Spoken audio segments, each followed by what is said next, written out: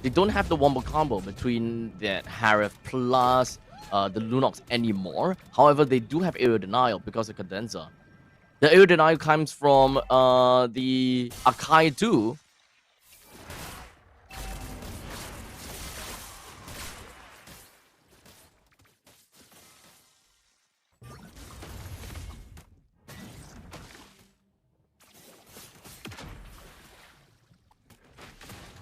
Turtle currently in the MVP of Galaxy Legends. They're trying to go for a little bit of big fight. 3-man tectonic charge. Beautiful. While the heavy spin was hoping they will be able to lock down the Sakzu. But Sakzu is the one to pick up the 1 kill off of Galaxy Legends. That is going to break the silence of this entire game. The silence is over and the slow part of the game is over. Team Max, they're finally looking at something. However, because of the death for Sakzu, they can't just immediately take this turtle easily for themselves.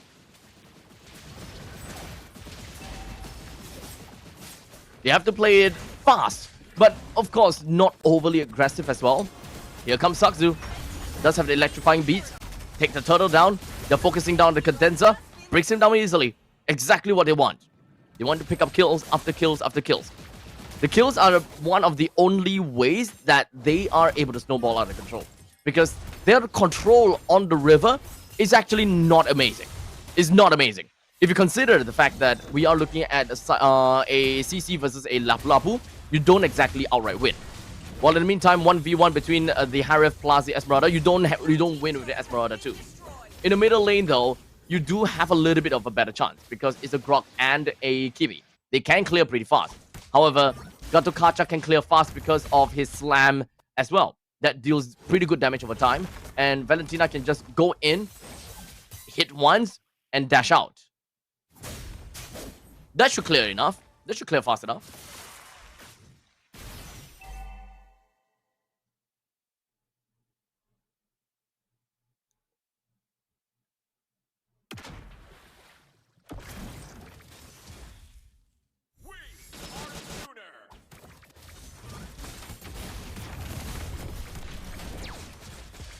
Such Team Max, I think that they are taking a little bit too long.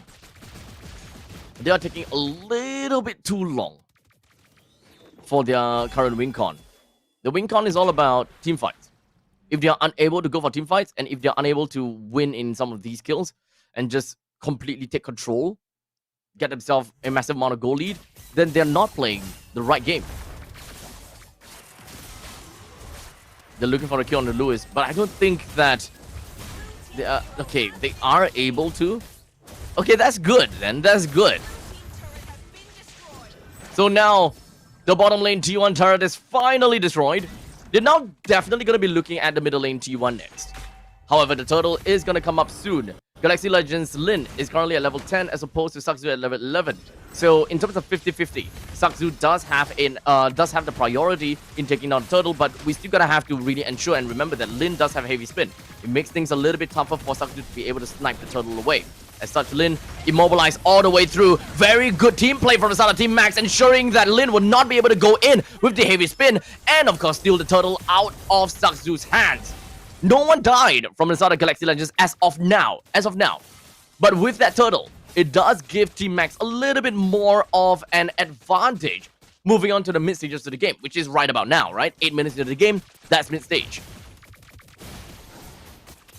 Wiki, highest amount of good, gold earned next to Sakzu and Lai. Honestly, it's kind of surprising that Lai has got what 5,000 gold. I think that's pretty okay. And to address the comments and the chat, yes, I am the only caster for today.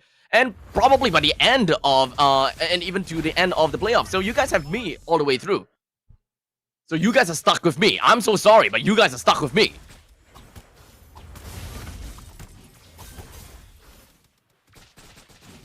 But we still have about a minute before the Lord eventually spawns. And for the side of Team Max, they need to be a little bit more crazy. 8 minutes with 2,400 gold lead? Nah, that's not good enough. As always, 1,000 gold per minute for every minute that has passed.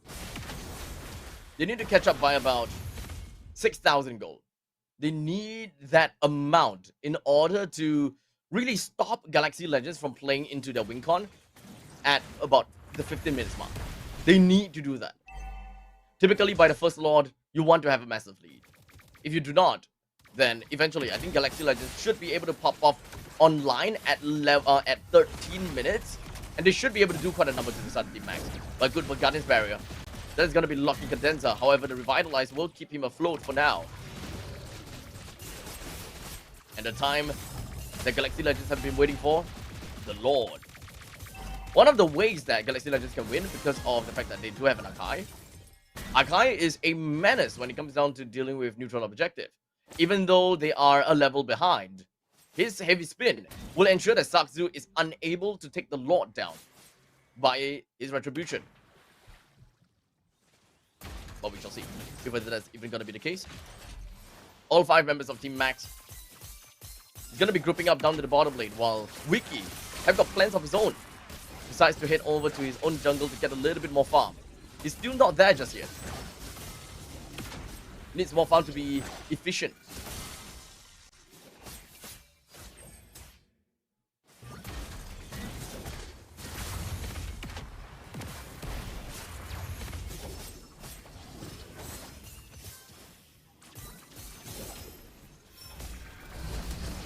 That is going to be a tectonic charge. Letting on 2. The heavy spin is going to be looking at Sakzu. Just pushing Sakzu as far away as possible. And indeed, he did run far. As such, Bimo the Key will take that opportunity to find a kill down on the Cadenza. It is still going to be a 4v4. However, the Zaman Force just going to be dropped right down. It's going to be landing on the Team Max. They do have got Bimo the Key that will go down as Wiki flickers on forward to pick up that 1 kill. Team Max is not over just yet though. Lewis is right in the face of Bimo, or of Cypher. He picks that one up. And Galaxy Legends, they're happy with that trade. 2 for 2. They lost a mid and a roam for a... Mid and roam, actually, is completely equal. None of the junglers went down. Sakzu is level 15.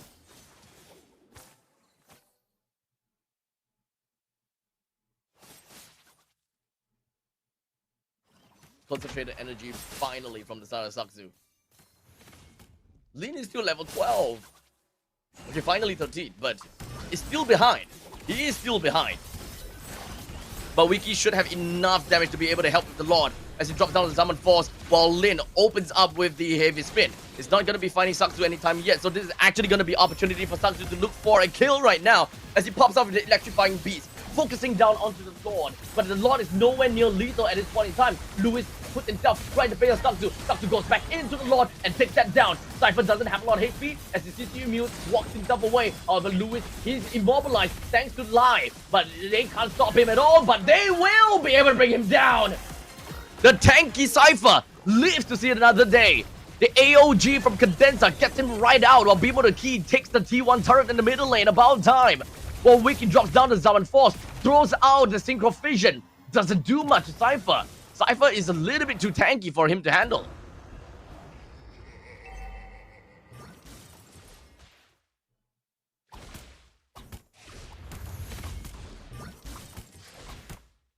We're still at 12 minutes. Close to 13. After this Lord and the upcoming Lord fight, Galaxy Legends, they will have a very good fighting chance against Team Max. And it will just take a single team fight for Galaxy Legends to start winning. Just a single team fight. They can't run it down just yet, even if they win. They will need to win in the team fight. They need to take down the Lord and bring down all of the outer turrets. And slowly, even after the Lord goes down, they should still be able to theoretically take down one of the inhibitor turret. Galaxy Legends, enough damage to kill this Lord. No problem at all. Wiki does have, I think, that Holy Crystal, but doesn't have the Divine Blade as of yet. The crash down coming from the Lord. King Ares joins into the battle. Does not have his bravest fighters for an extended period of time, but they're going to be chased out by Galaxy Legends. This is what I say. They do have got the damage to defend. They can do it. They can defend.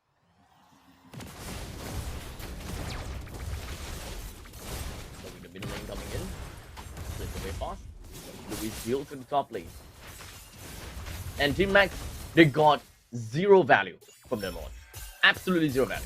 Okay, maybe not zero. They still managed to take down the middle lane turret, so that's fine. The Guardian's Barrier does pretty nicely in order to block out 2 members, while in the meantime, King Ares is not in a very good spot. He will flicker himself right out of dodge, and that is going to put him right underneath from CCAT, allowing Beam with a T to pick up the kill. Stubbs got himself right on fight for now, but the heavy spin will push them all away as well. But right after that has transpired, Cadenza finds himself on the opposite side of the wall, but he's going to be staying alive. Wiki wants an opportunity. He wants to get a kill down on the King Ares, but I think that he's overextending a little bit too much, but he's going to be fine. No crowd control as of yet. Sakzu right in the face of Wiki, pops up the electrifying beats a little bit too late. As such, Team Max still did not get anything else aside from CCAT.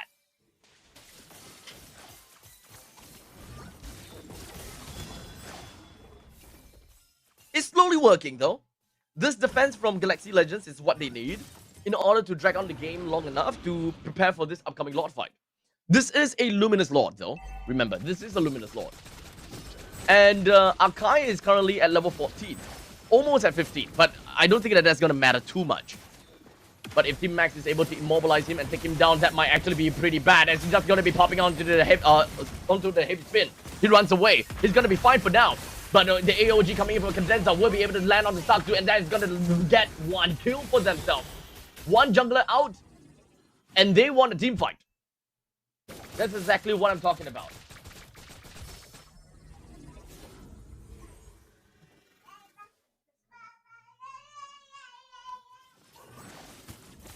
Four to 7 is the current scoreline. 16 minutes has passed.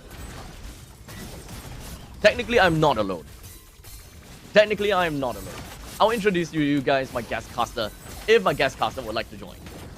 But for now, Team Max, they're mounting a comeback onto Lewis. Not really a comeback, but they really want to mount something. Lin takes the Lord down! The heavy spin gets him running away. Lewis forces the rest of the members from Team Max. But however, he's gonna be in the middle of the team fight right now. Lin finally goes down. Cadenza manages to toss himself away. CCAT wants to rush and get back home. Team Max didn't lose anyone at all. However, they did lose the Lord. They want to run it down the middle. The Lord pushes down. Team Max can deal with this Lord pretty effectively. As you can see, his HP is probably gonna melt down in an instant. Without Wiki, Galaxy Legends have got no damage. So Team Max knocking onto the front doors of Galaxy Legend. They will take down this T3 turret, get a good start on the Cadenza. But that's probably all that they can do. Wiki is coming back out soon. This is going to be a potential 4v5. Lin comes in via Cloud. Doesn't have the clearance to go for a single dash and the heavy spin. They will look for another day to fight back again. With only an inhibitor turret in the middle lane down, that's not the end of the world for Galaxy Legends as of yet. Not yet.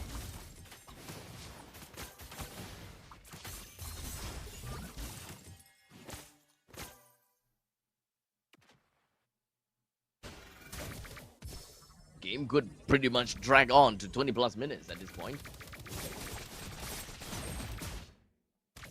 Galaxy Legends pretty tanky, so that would explains why this game might drag on for a little while longer. Falling Star Moon lands onto 1, initiates. Lin is in a pretty bad spot. Stun down, heavy spin lands. A lot of damage that's actually going to be credited over to the side of King Ares. What a tectonic charge will be landing on Cadenza is completely out of position. He did not even manage to AOG out. While the Guardian's Barrier pops up right in front of Lewis. Gives people the key, the double kill. With all 5 members from the side of Team Max remaining, they can try to end this game. They look forward to take down the inhibitor turret in the top lane. With CCAT, Wiki, and Lin, this is the trifecta of Galaxy Legends of defense. They can do something still. And Team Max, they cannot underestimate their opponents. CCAT have the tectonic charge.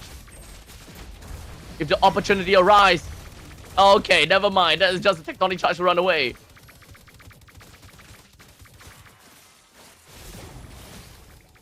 But unfortunately, I think that the T3 turret in the bottom lane is screwed or not. Okay, it's gonna be alive. It's still gonna be here.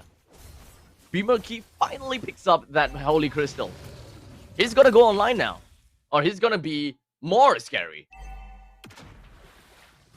And embodying that late game potential, he does also have the Sky Piercer. Remember that. Glowing Wand, Sky Piercer, Queen's Wings, Divine Glaive, and Holy Crystal. He's gonna deal a buckload of damage. But this is a lot of poking. This is hands-on a lot of poking. Both Lewis and Cell's Condenser doesn't seem like they care about being poked out at all.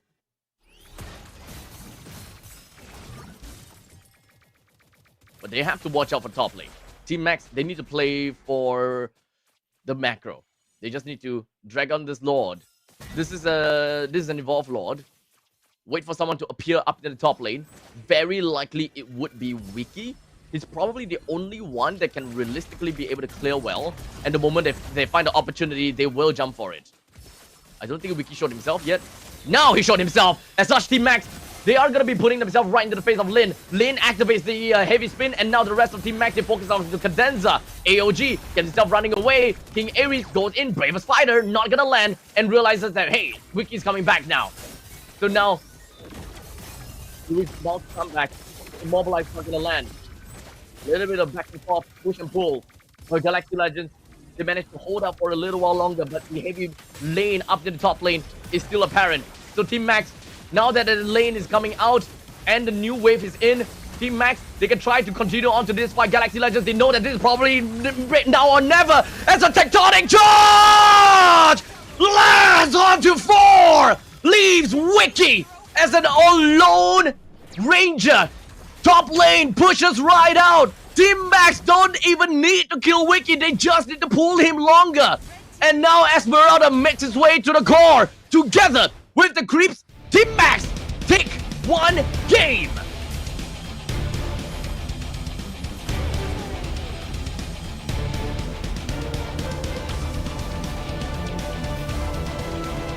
Congratulations over to Team Max. It's a late game machine regardless. I wouldn't say that I'm surprised, but I want them and we need them to be able to play early game well and get themselves a snowball, get themselves the momentum. In the end of the day, they managed to get themselves some of that momentum. It's not a lot, it's not massive. It's like 4,000 goal lead by 10 minutes. It's not amazing still. However, it is more than enough for them to be able to say, hey, we will start winning in the first Lord, we'll start winning in the second Lord. The macro game from Team Max, they understood and they identified that the opposite lane in the top lane is going to work towards their advantage. And they are mostly just going to be waiting for that lane to push in before they swing into action. There's a lot that they're going to have to look out for. As such, ladies and gentlemen, the MVP goes over to King Ares from Team Max, getting himself and netting a total of 2 kills, 0 death, and 10 assists. For a heavy game like this, it's kind of surprising that he didn't even die a single time. So congratulations over to Team Max for winning their game number 2, tying it out against Galaxy Legend. And of course, now that we are in the MVP screen, I will be passing you guys over to the highlight plays and of course, the post-match statistics. I'll see you guys before game number 3.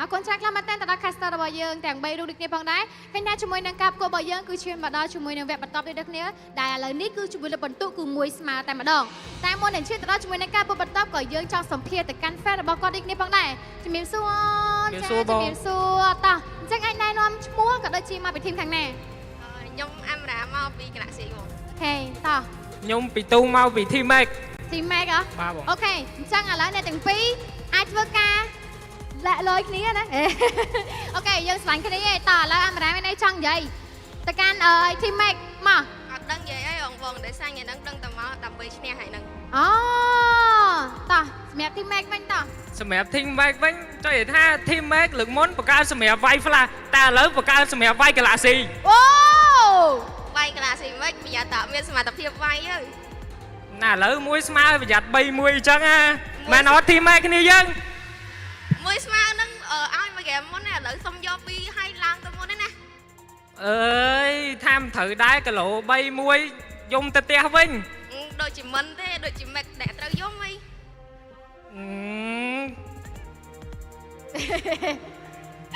តោះទៀត Team Mac មកថ្ងៃនេះមកដើម្បីវាយយកជើងទៅកាន់ពៀនមិនមែនមកចាញ់ Galaxy ទេអើយចុះអីគេ Galaxy ដឹងឈ្នះហើយម៉េចណែគេលាក់ម្ដងទៅលេខ4ហ្នឹងទៅអូខេតោះអញ្ចឹងឥឡូវនេះមានពាក្យពេចន៍អីនិយាយទៅកាន់ fan របស់ Team Mac បាច់ស្បាយអបពេកឯងឈ្នះតាមមួយហ្គេមហ្នឹងឯងទៀតឈ្នះវិញហើយអូគេបញ្ជាក់ណាឈ្នះតាមមួយហ្គេមឯងតោះសម្រាប់ fan Team Mac មានអីចង់និយាយទៅកាន់ fan របស់ Galaxy Team Mac គេមានគីឡូប៉ុណ្ណឹងដែរមិនមែនមកចាញ់ឃីមកាកាដូច Galaxy ទេអូថ្ងៃនេះមកដើម្បីវាយបំបា Team Galaxy អូតែថាប្រយ័ត្នតាមនួតពេកប្រយ័ត្នចាញ់គេខ្មាស់គេអូខេមកអត់មានអីត្រូវខ្មាស់ហងព្រោះអីមកដល់ឈ្នះហើយហ្នឹងប្រយ័ត្នតែយំទៅផ្ទះវិញអរគុណច្រើនឥឡូវណែយំចាំមើលទាំងអស់គ្នា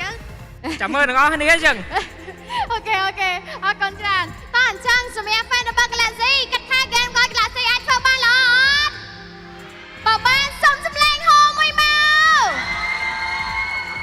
តោះសម្រាប់ជាមួយនឹង fan របស់ Mike គិតថាហ្គេមក្រោយ Mike អាចធ្វើបានល្អអត់បើល្អសុំហោមួយមកអូយគឺថាហោទៅវិញទៅមកទេមិនជាបញ្ហាដោយសារតែ fan នេះផាកបែរគ្នាអូខេអញ្ចឹងយើងក៏ចូលទៅដល់ជាមួយនឹងការប្រកួតបន្តរបស់យើងនេះគេប៉ុន្តែចំពោះសញ្ញាល្អទាំងអស់គ្នាក៏សូមផ្ដល់ទូរទស្សន៍នេះជូនដល់ caster របស់យើងទាំង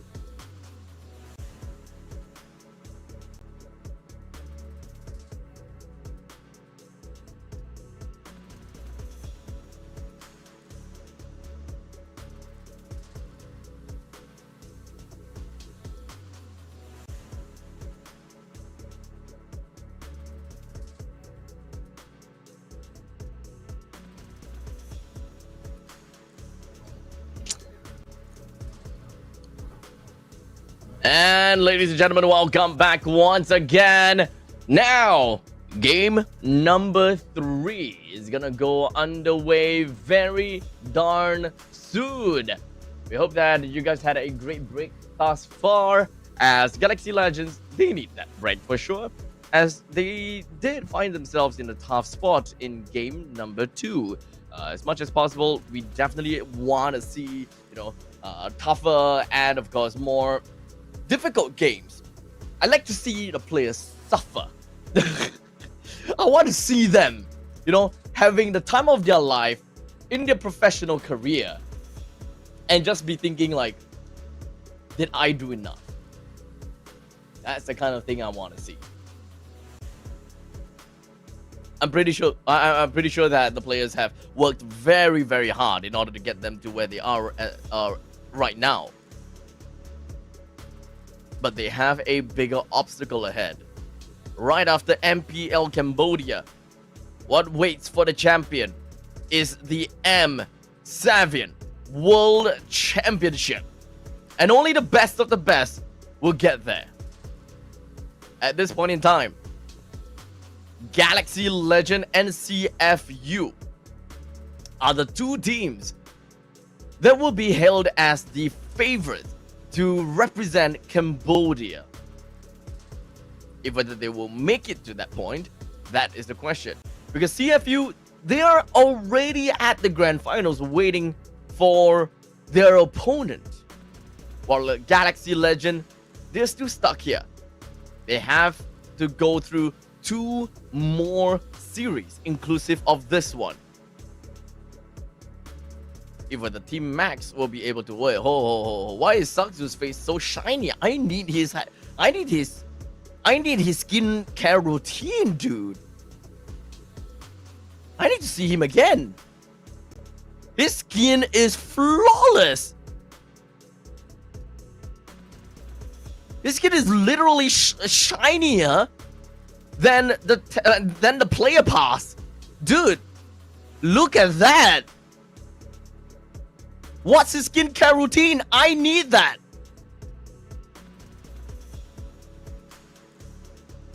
Well, the other thing I need though is understanding what is going to be this upcoming map. And the map is gonna be Broken Walls again.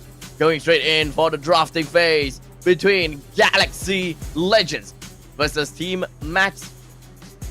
Won't be surprised if we start to see full out jungle bans again. Probably full out jungle bans, to be honest.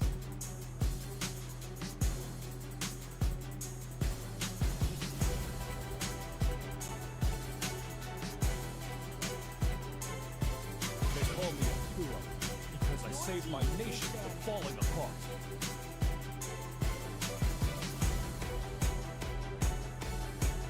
Yuzun Shin's gone.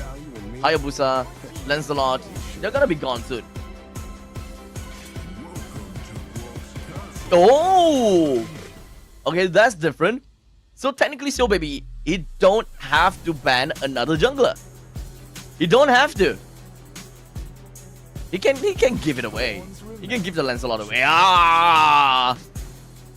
Doesn't that mean that the Hayabusa goes over to the side of Galaxy Legend? I would like to believe it would be that case.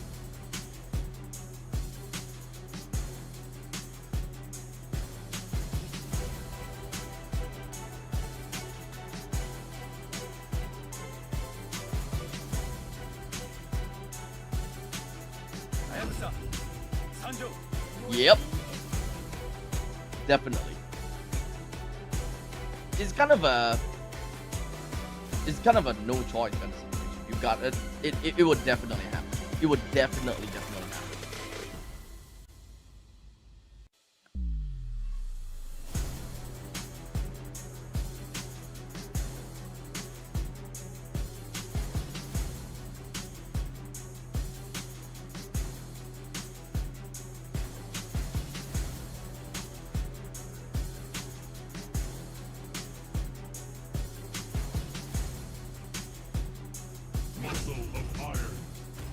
Got him blinded, then my pretty okay pick. Was expecting them to go for Yves, to be fairly honest. But I think that their game plan might have to be a little bit different because of the fact that they have a lack of junglers to work around with. There's still the possibility of playing a Frederick though. That will still be an option.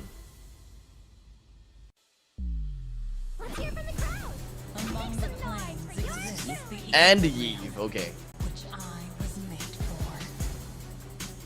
I don't think that Team Max will want to play the Harif here. Someone's gonna ban the Harif. We got double initiators. No, not double initiator. We do have the Kimi that can initiate. We also do have the Gatokacha that can counter engage afterwards. Focuses onto the 1-1 to ensure that the 1-1 don't get stolen immediately. Since the Hayabusa has already been picked, he's not too afraid of the Akai anymore. But they definitely do have something else to be afraid of right now. Galaxy Legends is lacking of a roamer. Hylos is a decent ban. What else?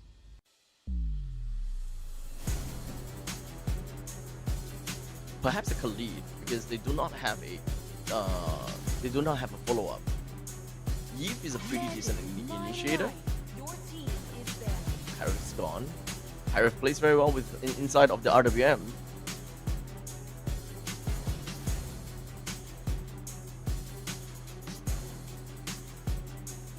We're just gonna be left with the side laners for the side of Team Max. And at this point in time, it's a question mark.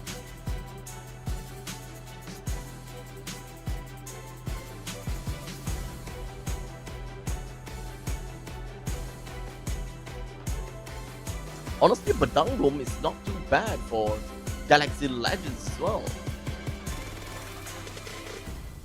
With a little bit of that late game tank.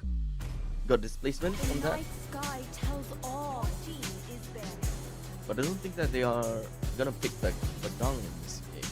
In fact, I haven't really quite remember seeing much Badang coming in from the side in Cambodia.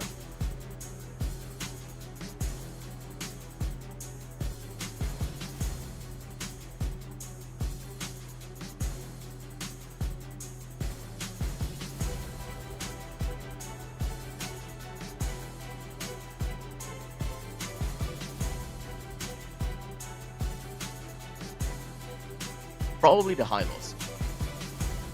This is more of a divey comp though, so maybe Hylos doesn't really quite make sense. It's not gonna be one of their problems. Never mind. They are actually gonna ban the Hylos.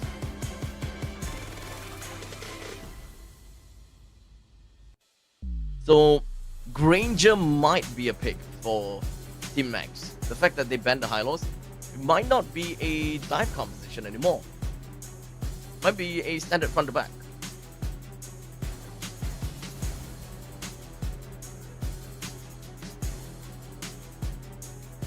Since the mage is an initiator, they might need a little bit more oomph and damage coming in from their XP laner. Lapu Lapu is still a pretty decent choice right now. Yuzhong as well. Okay, now Lapu is gone. I think that this should be a Granger pick first. They might want to focus on picking up a Granger. Unless they want to pick up the Yuzhong to kind of make it seem as though they are going dive comp.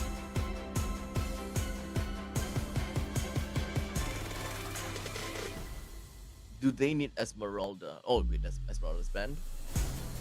Uranus is... I don't think that Uranus does anything here. Yeah, I'm calling for the Yuzhong actually. I don't think that they have a lot of other options that they can go with. Oh my god, they are actually gonna go for Uranus. It doesn't do anything. So technically this helps against the front to back game from Galaxy Legends. This also gives Galaxy Legends the opportunity to first pick up the Granger.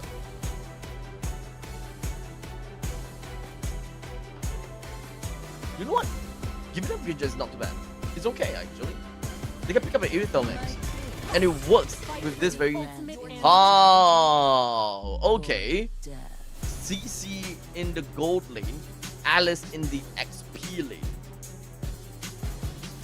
Yeah, this should be a green gem thing.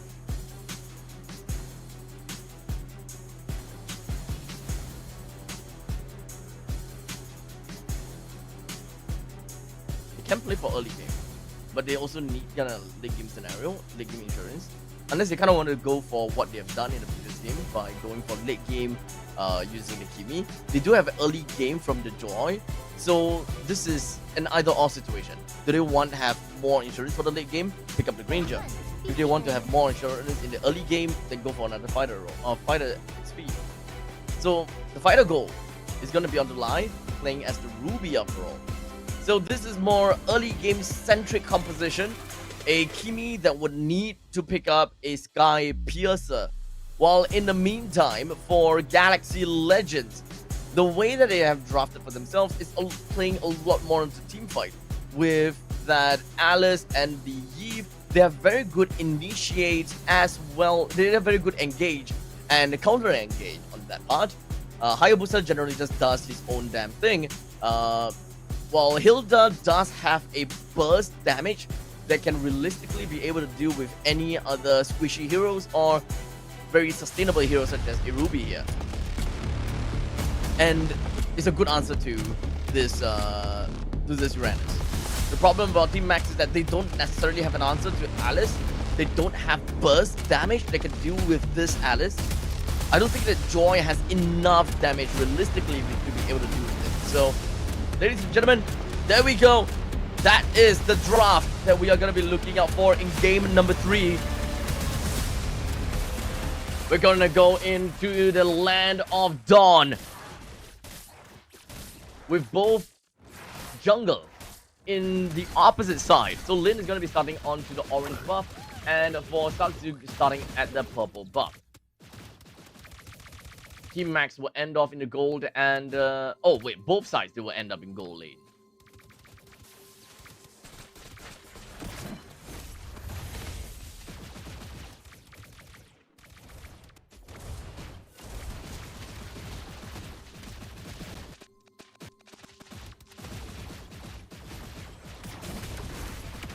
Look at something knows it. No way. That's kind of dated. I don't think that will work out. And they need to be very aggressive in order to get that Alucard jungle to work. But if they're not aggressive enough, he's just going to be a sitting duck.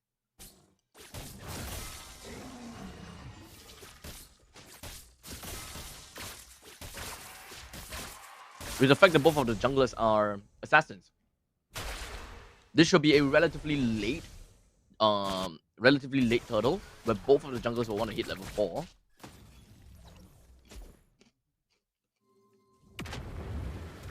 Looks like Sakzu is not interested in going to the gold lane for a gank.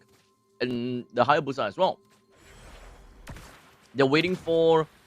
They're just hands down just going to be standing here and waiting for the turtle to eventually spawn. Turtle's out.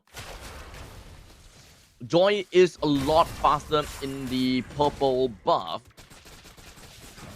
You don't have to take this immediately. However, Lin is already around the vicinity. Yep, he's gonna go for that.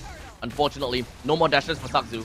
As such, Galaxy Legends will be able to take that turtle for themselves. Ogi Shadow Kill, not gonna do too much. RWM boxes up the rest of the members from Team Max, leaving King Ares right inside of the box. No one from Team Max has suffered any form of casualty as of yet. But it is going to be a win for Galaxy Legends in terms of economy. While for Team Max, technically speaking, Sakzu is a lot faster in terms of the lane. Or rather, in terms of the jungle clears.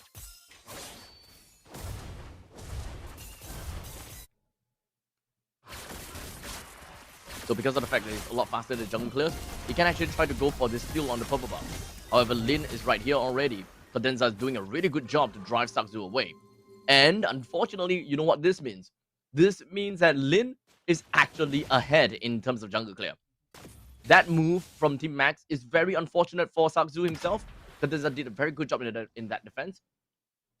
So now Galaxy Legends is ahead in many ways. Beam of the Key now taking a little bit too much hit coming in from the Ogi Shadow Kill. It's really unfortunate because King Aries did not come close enough to transfer that Ogi Shadow kill.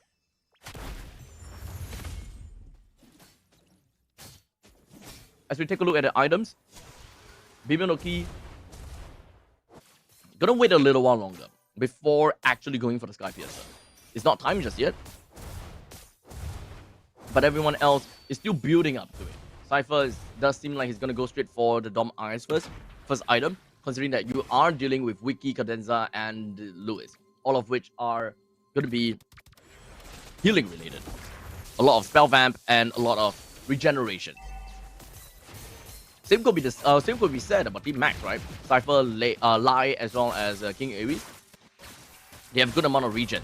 Cadenza should be dead now, but good flicker. Oh, King Aries is flickering on forward as well. Oh, it's a wasted flicker from King Aries. It would have been a good trade where you make the opponent use his flicker while you don't misjudge the damage. As such, TOR lands up to 3. CCAT boxes everyone else up inside, while Team Max goes for the jump right down on the Wiki, takes him down. And Galaxy Legends loses 1 from the team fight, immediately swinging in the favor for Team Max. And let's not forget, Team Max also manages to get a turtle for themselves too.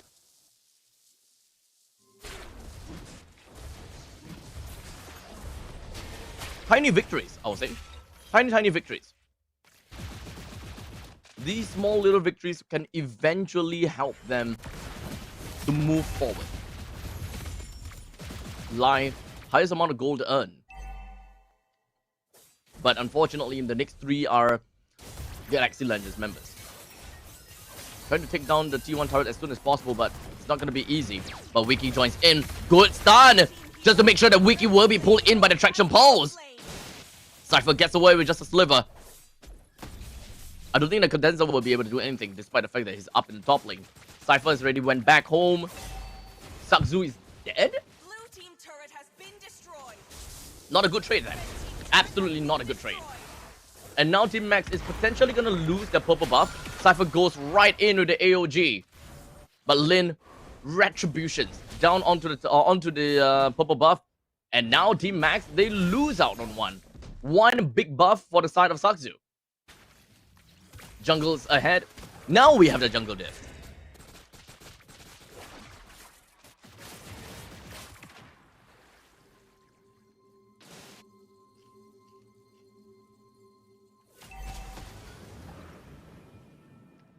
Both teams playing a tad bit more passive. But Team Max, they are a team that would want to play a little bit more aggressive. But I'll say that it's not priority. They don't have someone that is super strong in the early game. Because King Aries is playing as the Uranus. Uranus is a lot more late game centric than you think. It needs more item in order to be very annoying. Literally a cockroach that can't die.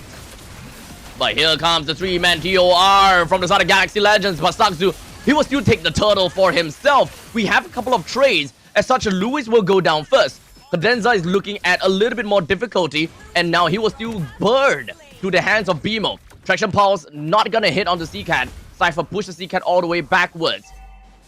And Galaxy Legends have got no choice but to yield a couple of these standing objectives to the side of Team Max. Top lane, middle lane T1's gone. The bottom lane T1 should be the next one to go down. While Sakzu responds in kind by taking the purple buff away from Lin. They are now neck and neck in terms of EXP. Sakzu and Lin should be very similar in XP.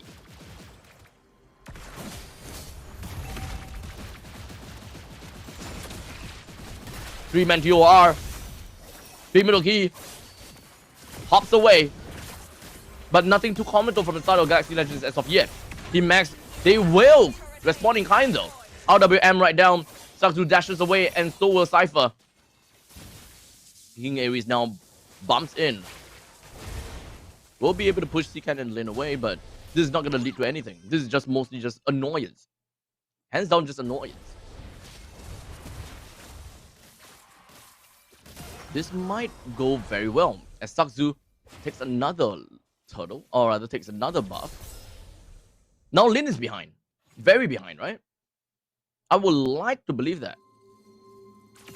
Taking a look at Lin. Lin is currently at level 11 and can't see him. But never mind. We'll get to that in a bit. Bimonaki has picked up the Sky Piercer for himself now. Preparing for a good late game potential.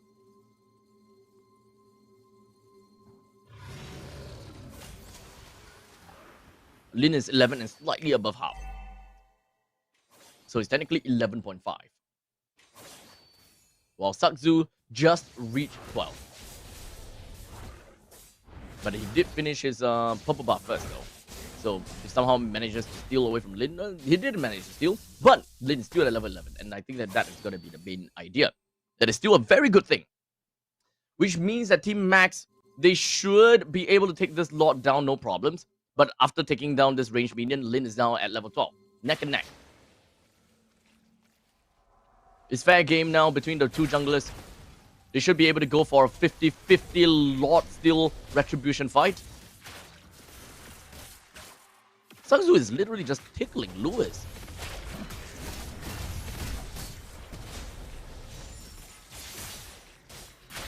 As a Lai goes for the hook. Pokes down the Cadenza. The main thing is Sakzu is either looking for a Lord kill or goes over to the back to deal with either Sea Cannon or Lin. But I will find that difficult for a Joy to eventually get a kill down onto Hayabusa. They need more lockdown, which in this case it's only onto Lai. Lai is the only one that can realistically be able to lock down onto Lin. Otherwise, Lin is probably not going to die in this game. 4 members, all in on the Cadenza. Traction Pulse lands on the Wiki, but they have decided to retreat instead.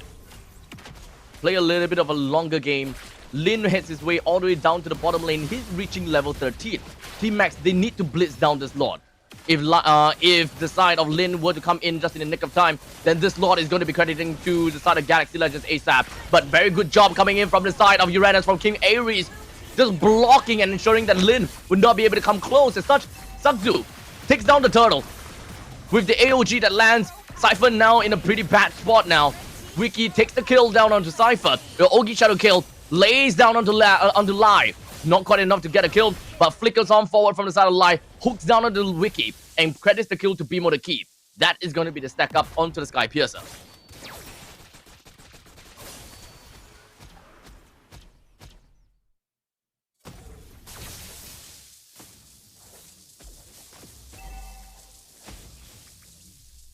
With only 11 minutes. And the Lord marches down to the bottom. Most of these T1 turrets are already destroyed. So the next thing that they want to look for is T2. Not easy though. Ogi Shadow kill. Transferred. Oh, there was still a shadow onto Bimo.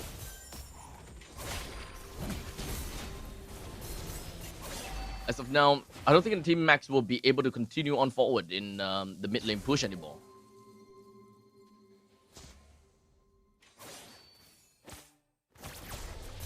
With the Queen's Wings, Glowing Wand, and the Sky Piercer for Bimo the Key. What else are we looking out for? The Pause 1, which is the Joy. Currently, with only 2 items, unfortunately. He's kind of behind. With only the Genius Wand and the Holy Crystal. Sakzu is nowhere near to being online just yet. He's not dealing optimal damage yet.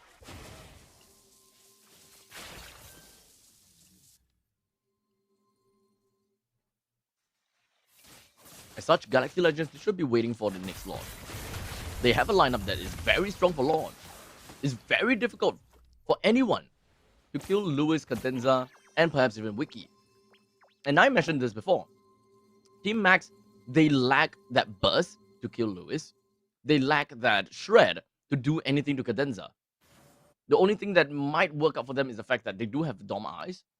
And technically speaking, the Sky Piercer. Sky Piercer is always going to be very good answers to tanks. When they are really low and you just can't kill them, that's where the Sky Piercer comes into play.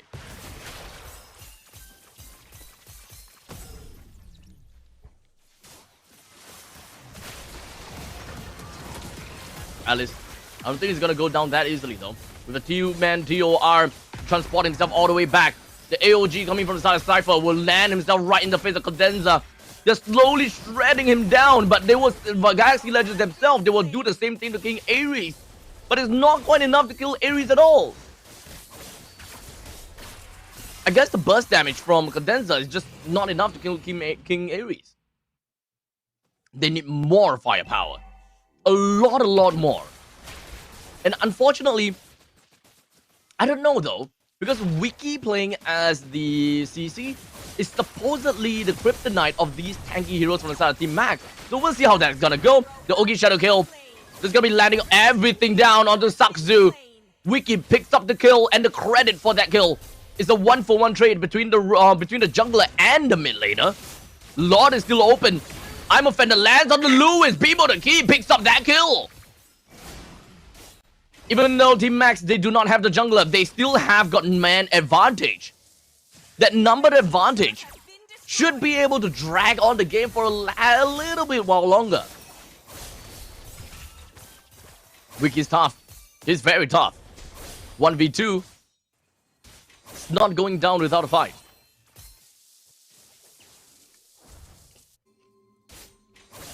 A free turret up in the top lane.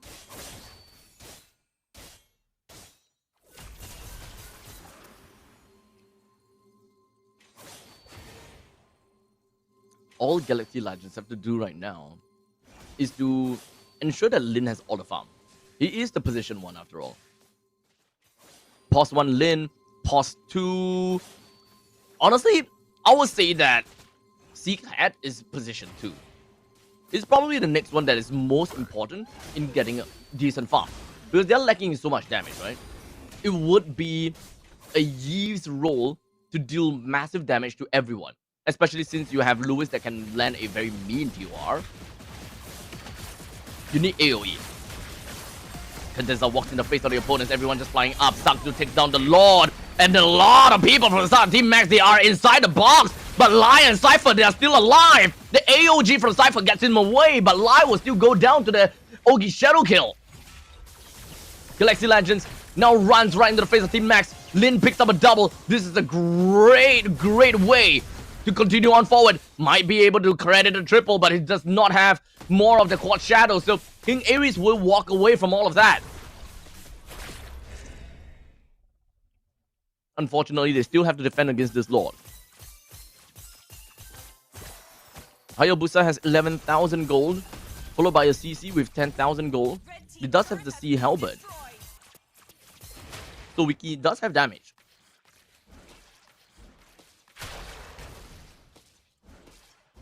So take a look at this. RWM, 3 men inside, followed by TOR. They are receiving a lot of damage just from Seek Hat. That one fight has a lot of Seek Hat's damage. And I think that has been forgotten about. Because he's only 8,000 gold, right? He doesn't have a lot of items. And as a Yeeve, in the early game, you do have pretty good damage on your RWM. But once the game comes in later on, when everyone is starting to pick up, very good defensive items such as the Radiant Armor, Yeeve just doesn't feel like he's doing anything.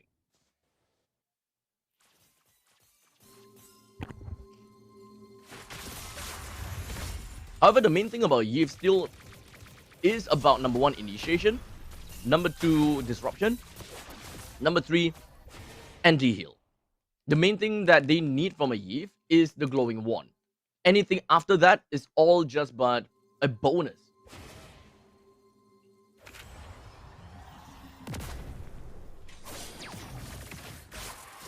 Traction Pulse not gonna hit anything as of yet.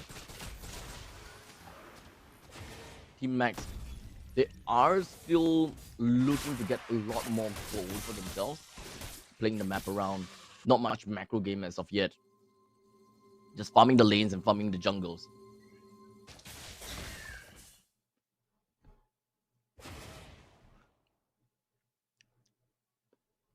This is a very slow game, holy crap. This is so slow. Guys, please, do something. It's tough enough to be solo here. But both teams, they just don't want to fight. They are very tanky as well, so sometimes even if they do fight, No one's gonna die. Ah, that's what I'm talking about. Thank you, Lewis. With a 3-man DOR followed by a really nice I'm offended from the side of Live. He actually managed to pull quite a bit of numbers right in, with Lin being the one that is the sacrifice of the team, while Sakzu picks up a double. This is Team Max mounting a fight against Galaxy Legends. Sakzu, he needs to run. He manages. Ah, what the hell was that, Condenser? What was that? Highly unnecessary. As such, Galaxy Legends will lose in their game 3 against Team Max.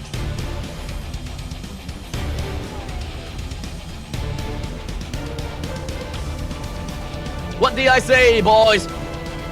Team Max, they have the potential. They absolutely does have the potential.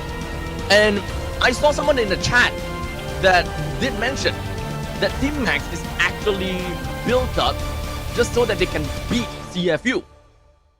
They have yet to get a proper win yet, aside from the regular season. So I think that this upcoming Grand Finals is their testament to say this lineup works against CFU. This lineup will help us to go over to the international stage.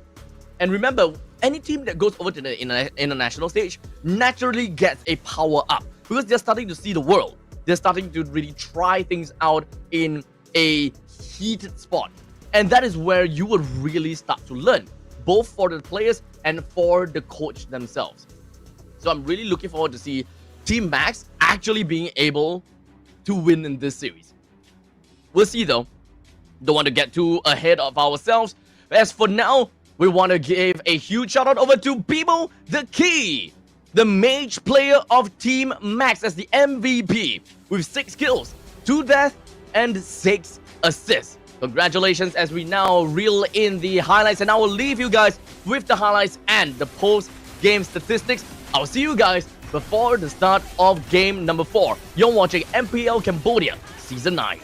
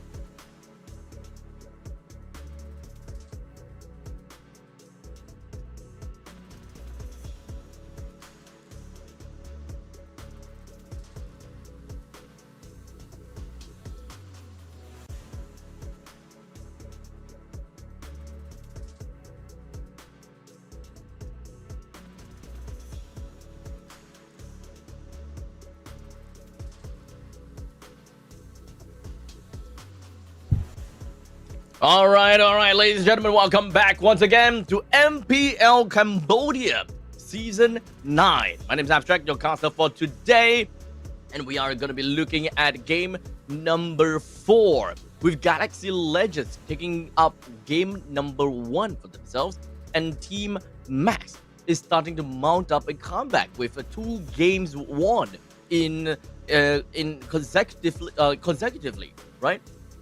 Seems like even for Team Max, even without their Hayabusa and Lancelot, they are still doing pretty darn well. Sakzu have been pretty darn annoying when it comes down to Joy, but I would say that it's not exactly the number 1 problem. It really just boils down to a couple of, I think, chain reactions, right? When it comes down to the previous game, I think that all it really means down for them is Grok, for example, right? When it comes, was it Grok again? Grok, or was it Gatokacha? I think the combination of Gatokacha plus Bimo the Key, right? Bimo the Key, I think that he's dealing like really a lot of damage that we don't really expect a lot.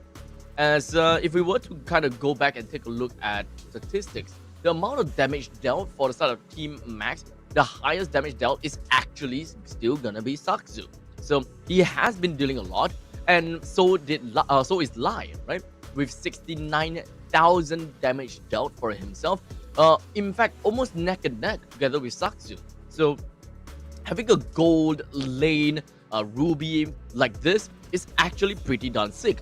With the items such as the Queen's Wings, the Brute Force Breastplate, as well as War Axe, more or less is enough for a Ruby to deal a choke full of damage. And you don't want to underestimate what a Ruby is able to bring in to a team fight, despite being so annoying with the amount of survivability that he has. Now, for everyone that is in the chat right now, I hope that you guys are enjoying the games thus far. Once again, as I am alone for the cast today and for tomorrow, please make full use of the live chat. Drop a message, say hi, comment. You know, we can have a nice little discussion about the draft. Tell me your predictions. What do you think? Is it gonna be a 3-1 in favor for Team Max, or will Galaxy Legends start to kind of come back from this point onwards and kind of bring this game into a 2-2 scoreline? In the first series, we managed to see a 3-0 sweep, and I think that it is asking for too much if I were to say that Team Max will get a 3-1 against Galaxy Legends, right? I think that that's too much. We need good games. And game number 2 was good. Game number 2 was indeed very... match number 1 was good. Match number 1 was indeed very good. I just find it really unfortunate for Pro Esports. They could have done better, really. They could have done a lot better.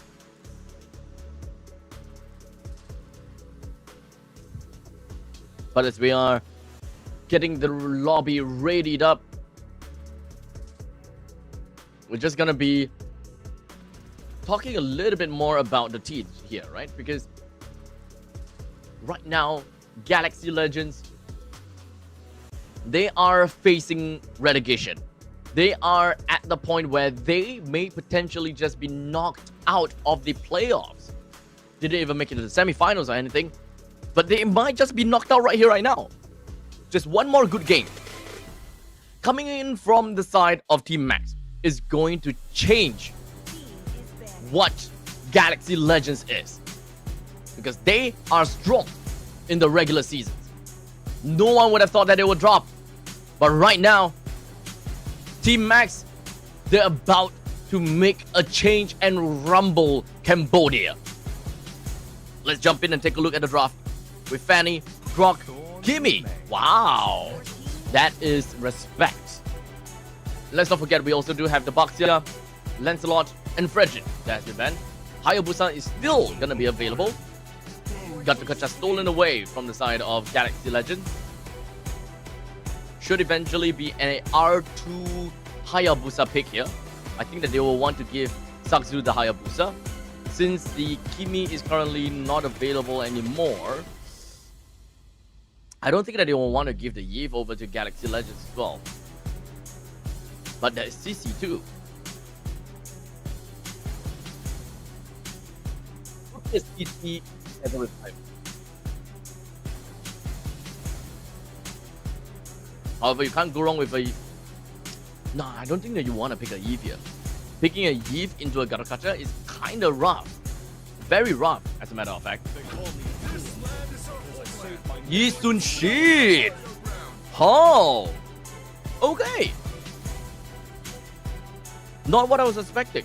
I thought they will stick to their comfort, allowing Saksu play that Hayabusa.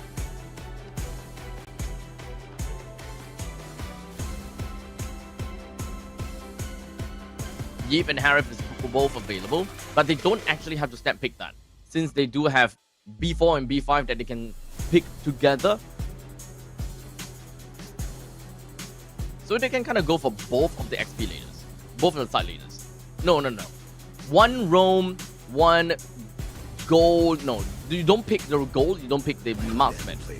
So you will want to pick the XP and you want to pick the jungle. There we go.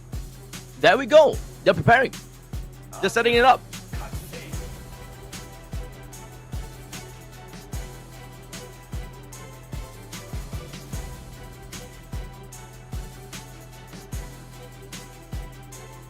So now Team Mac, their response. Don't think that they want to pick the Eve here. They have a Yisun Shin. Yisun shit. Jungle is already done. They will probably want to pick up the mage here. Probably a Drusin. Oh, Valentina. Okay. What's with this resurgence of Valentinas right now? To be fair though, AOGs and the Black Dragon form is actually pretty good skills for Valentina. In some occasions, even the Ogi Shadow Kill is pretty okay. Ah, they know.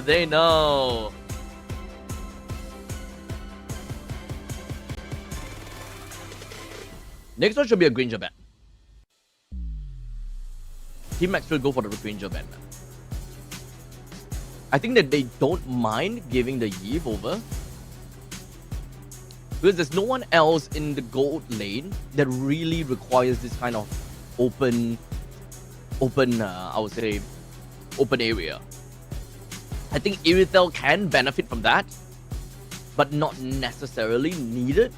It's a bonus, but it's not a requirement. My mission is to protect lives.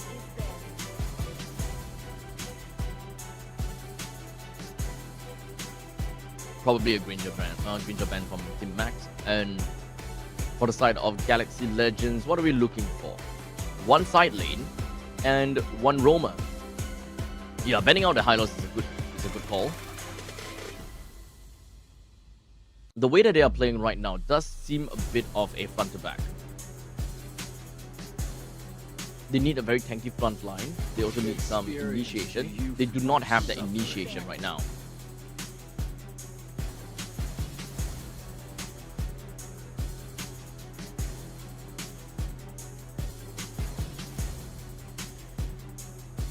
Grok is gone. Gato Katra is gone as well. Kalia doesn't really play very well with their lineup, and so is Cho. They're not really a pick-off composition right now, so I will take that away. I don't think that that's going to be the case. They could go Enchanter support, or they could go for Kali.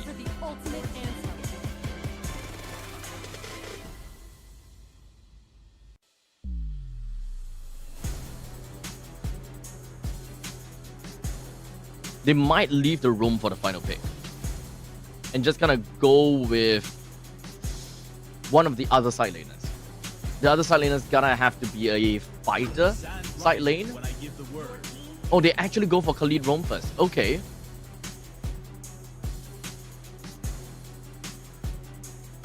they're not going to take an extra time to consider Enchanter support. I thought that they might actually open up the opportunity for Enchanter support. But aside from Enchanter support, Lead is literally the only other choice.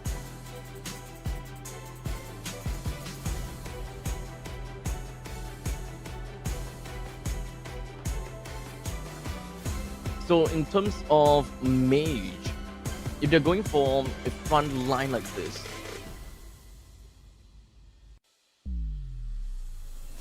Yves Irithel is still fine. CC and Lucid. Okay. I completely forgotten that CC actually leaked all the way through. It's an okay drop.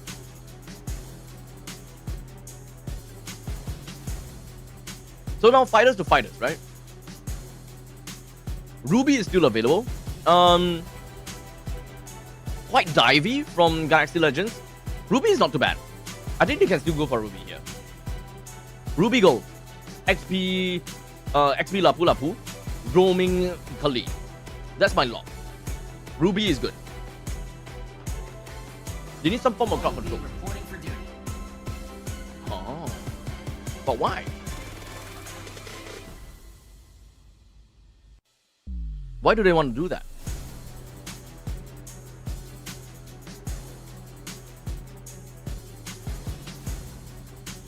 They don't have a very good initiator right now.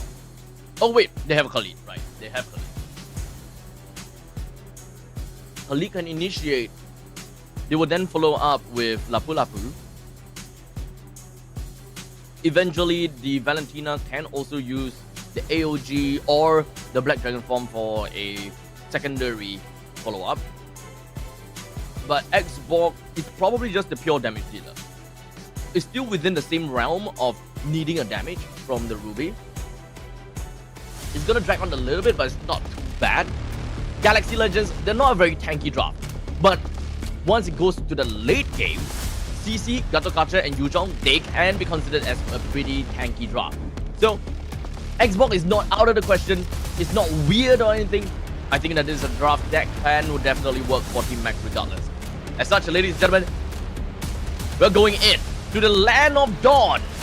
Here, between Team Max versus Galaxy Legends. We start things off with both of the junglers starting at the purple buff. Galaxy Legends, they need to get this game on the road effectively. They are facing a possible knockout by Team Max the moment that they lose one more game.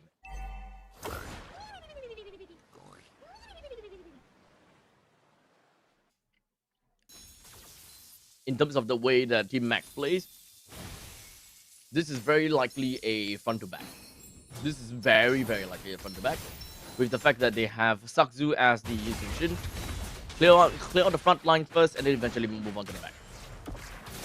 That is their main win condition. Sakzu being pause 1 and the Xbox being pause 2.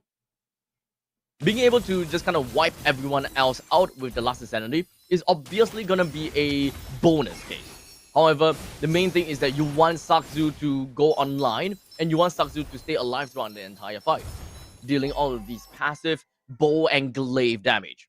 While for the side of Galaxy Legends, this is once again a position 1 Hayabusa, followed by a position 2 CC, I would like to say.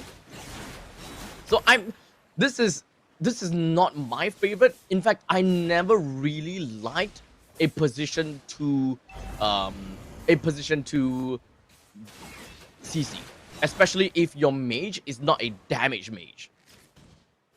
If it's a full-on utility mage, you actually need a little bit more out of your fighter. So technically, you can also kind of consider Lewis as one of the other secondary damage dealers. But right now, Lin picks up the kill down onto the turtle. The rest of the members from the side of Team Max now look to move backwards, but that is going to be a stolen Black Dragon form from the side of Bimo the Key. He's looking for a kill on the Cadenza as the Dragon Tail lands. There's still a Furious Dive, I would like to think. Yes, he does have it. However, it's not going to land on the Sea Cat. He's still going to be continuing on from this point onwards. They want to go for the steal on this purple buff, especially since I think that Lin does not have the retribution, so Sangsu should take this purple buff with no problems, and that will stop Lin from being able to be aggressive for the next minute or so. Good aggression from Team Max. Even though they lost the turtle, they're not gonna be sitting down without fight.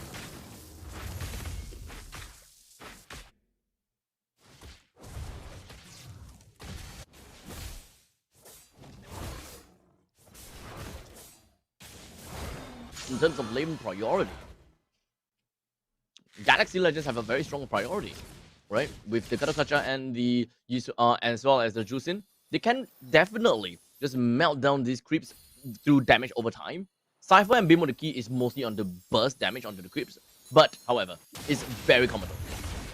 It's extremely common.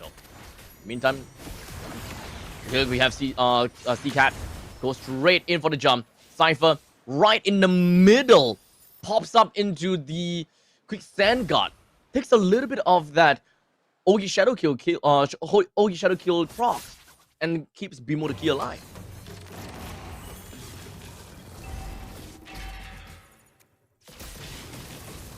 Lays outright winning the gold. They're trying to look for an opportunity on the Lewis. That's a good stun though. However, the Petrify, followed by that Furious Dive, as well as the AOG, that is more than enough to really deal a number over the South Team Max. As such, this is gonna be a double, triple. Not exactly a triple credited, but it is a 3-man kill for the side of Galaxy Legends. Very good follow up from the side of Cadenza. The timing is impeccable, and Lewis saw the opportunity and went straight in for it. Free goal for Lewis now. Galaxy Legends now have the advantage in terms of goal. They have quite a bit of advantage when it comes down to the lanes as well, the lane priority. You can see that the Yu Zhong is having a really good time in the XP lane by taking about half of that energy down already.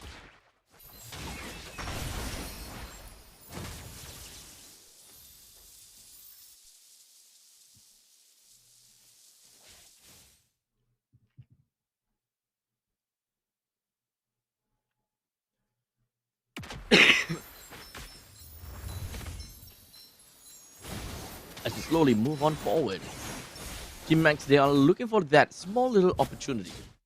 And most of their opportunity really is just giving Sakzu kills. He's currently at level 8. Lin is also at level 8. So they are both completely neck and neck. This game is not telling us that, hey, Galaxy Legends is gonna win yet. Because they have 1.5 thousand gold lead and they have 2 total. Yay. No, it's still too early for us to say that. Cypher, Quicksand Guard, hopes to stay alive. Yes, he will! Raging Sandstorm gets him flying away. And Lin wasn't able to finish him off just in time. Lewis would maybe slightly losing in lane right now, but it's not gonna last for that long. In fact, both of these XP laners are unlikely to die to one another. It needs to be a very impeccable gank for that to eventually happen. Revitalize pops from Cadenza. He's healing a tad bit, while the Lantern Flare picks up on the Cypher, stops him from advancing on the Cadenza.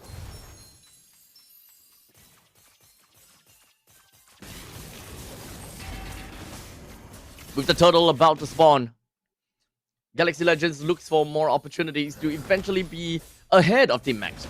They do have 2 turtles already, and Lin is just a tad bit away to getting a level 10. But Lewis is already opening up the map. He does see all 5 of them. Lin takes out the turtle. Team Max is going in. The last insanity will blast off on the Cadenza like Team Rocket. But Galaxy Legends not going to be sitting down and letting Team Max do what they want. It's a 2-for-2 trade. Equal between the roamers and between the XP laners. Completely equal.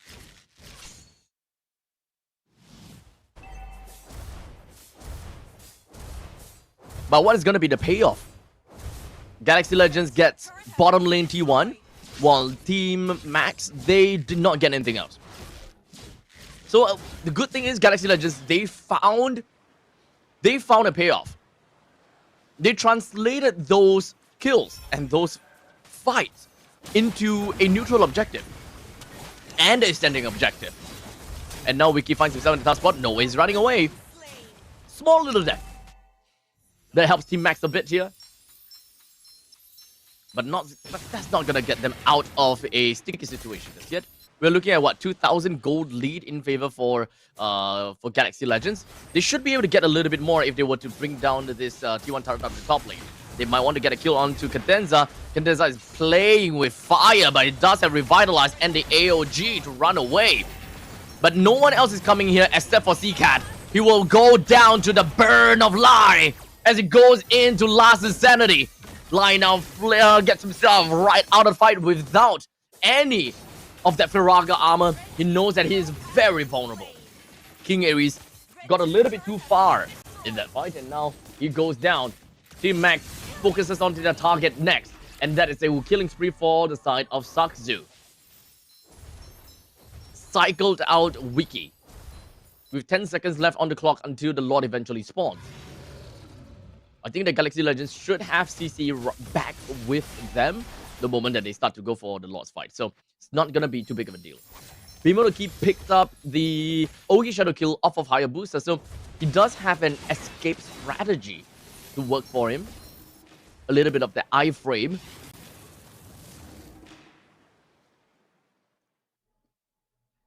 But at this 9 minutes game, I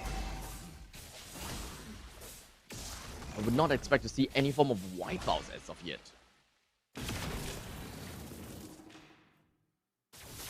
We clearly see all 5 members in the middle lane.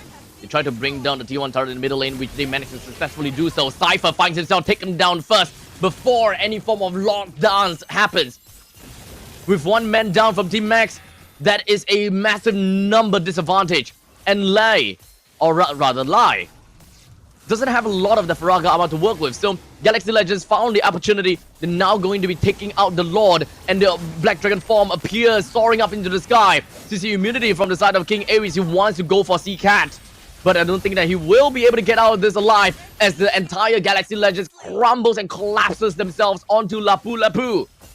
3.3 thousand gold lead. Lord's going to be marching in from bottom. Team Max, they would have no choice but to take an L for all of these outer turrets. The top lane T1 and T2 and the middle lane T2 should go down.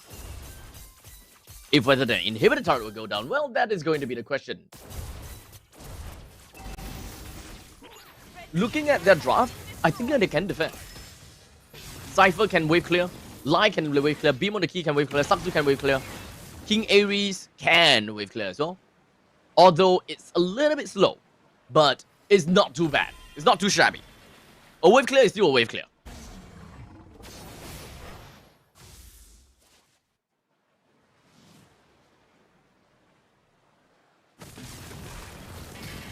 Pop the conceal of Cadenza.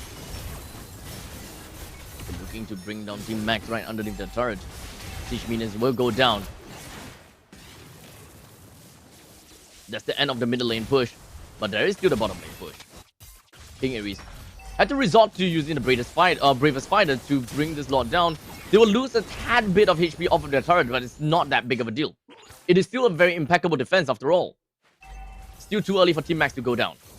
The second wave of Mega Creeps marches in from the middle lane. And Team Max, they have no choice but to concede that. I just mostly want to take a look at the items for Lai.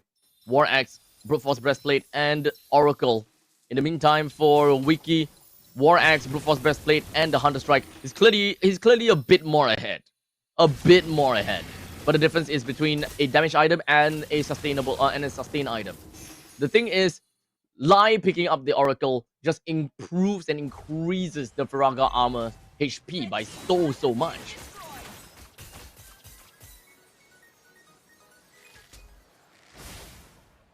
Main thing is that Team Max still have all of the inhibitor turrets that they can still fight back.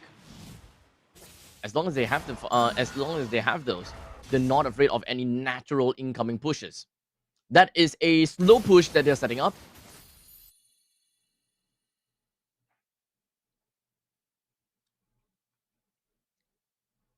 Bottom lane will see a slow push later on, but will the creeps come out in time? Yes. No. if King Ares don't kill all of these creeps, I think that it should be fine. But yeah, it's gonna be, they're gonna be clearing that out.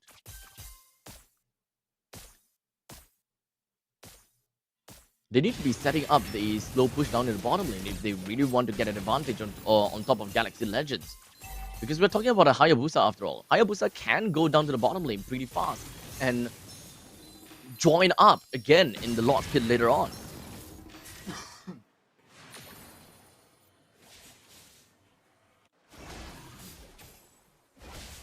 I will say that Team Max, they still have an opportunity. They can play late game with Sakzu on their side. But unfortunately, as we talk about Sakzu, he wants to run away. He's got Mounted Shocker, but he's no longer. Never mind, he still managed to get himself dashing away. But that is also at a cost of losing the Lord, though. They did not try to contest for the Lord. King Ares manages to bring down a kill on the Sea Cat. However, that is also at a sacrifice of Cypher and Bimo the Key. The rest of Galaxy Legends, all other 4 members, now marches on to the middle lane. Lord marches on from the bottom lane, preparing to pillage everything that Team Maxes have. All of this inhibitor turrets should go down soon. A quick taunt onto Lei, and now he blasts off with the last insanity.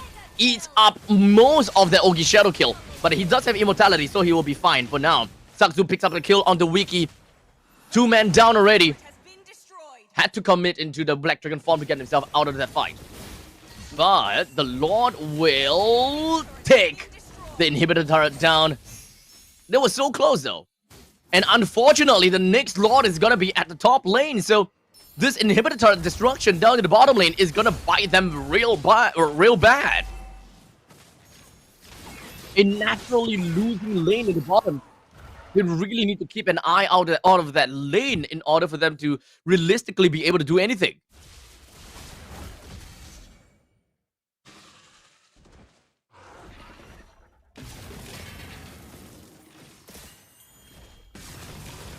Minutes into this game, and we are at the end point. This is the end game. The tanks are tanky, the damage dealers are painful. Whoever pulls the trigger the right way will eventually get himself the win. But I did mention before that I am not a very big fan of Galaxy Legends lineup. I do definitely prefer Team Max's lineup a little bit more.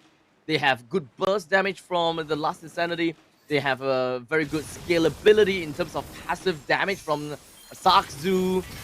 Great tanky side from quite a bit of them. But oh my god, Bimo! Got taken down by Lin. There was an angle that you would not expect. As the AOG now lands over to the backside. Lai as well as Sakzu now is not going to be finding themselves in a great place at all. Lewis shoves the entire Team Max back home. Amazing stuff coming in from Galaxy Legends.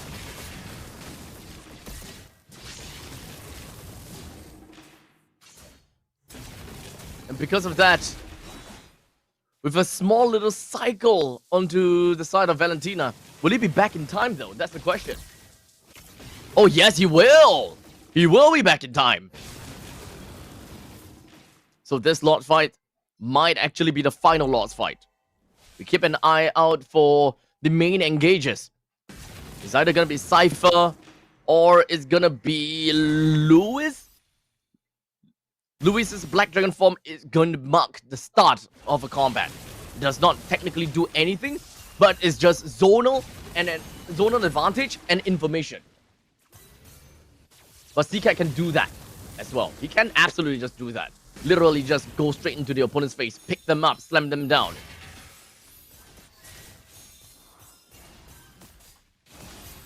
Lord is going to the hands of Galaxy Legends right now. Black Dragon form goes out, zones the rest of Team Max away.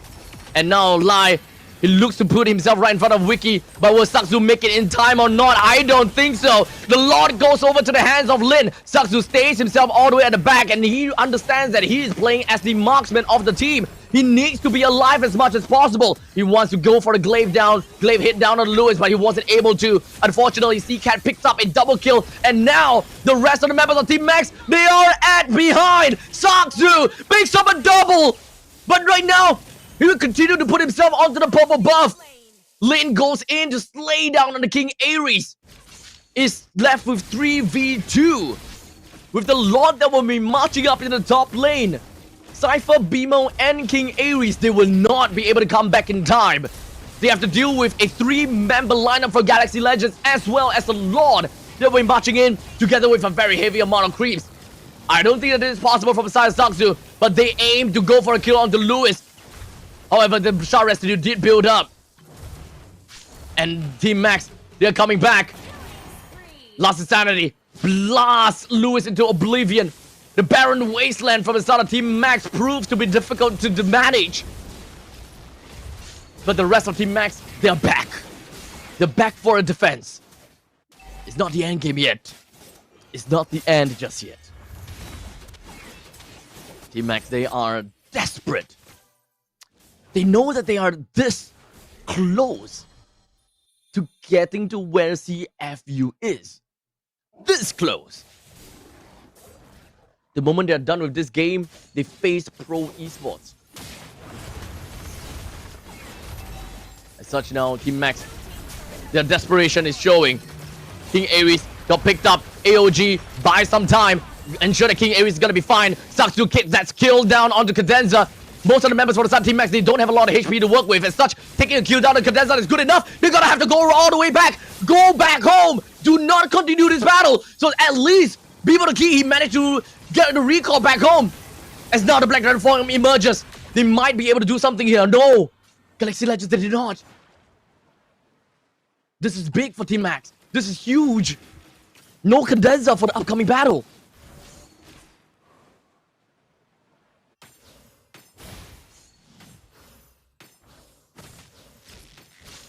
If Team Max were to win and they go on to face off against, who is that again?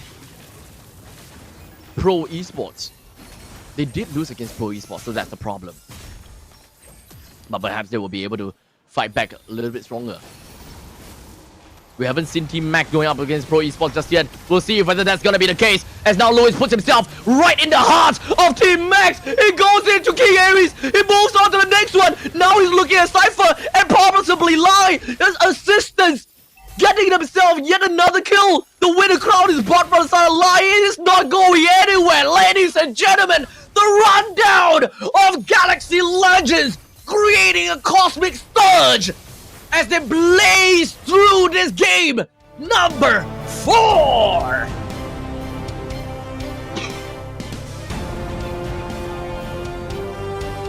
Two is to 2. We're going all 5 games for this series. Ladies and gentlemen, nothing surprising. Nothing surprising.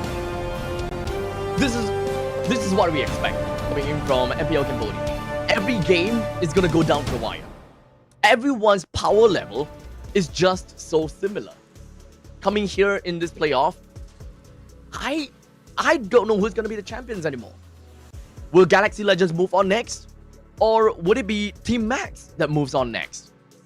To be fair, I do have a little bit more attachment to Team Max because of the fact that they played all the way from play-ins and then move on next and to take 2 games out of CFU Gaming. I really do want to see the underdogs being Team Max to be able to win against Galaxy Legends. They're not necessarily underdogs in the entire of Cambodia though, because we need to reference back in Season 8, right? Where Team Max, they did win against Galaxy Legends before in a 3-1 fashion and went up against CFU Gaming before. So, history might repeat itself. Very possibly that might happen. But Team Max, they have to get through this hurdle of dealing with Galaxy Legends first. Congratulations over to Lewis, the MVP of Galaxy Legends. I'll be passing the time off over to the highlights and the post-match statistics, and I will be back with you guys before the final game of the series.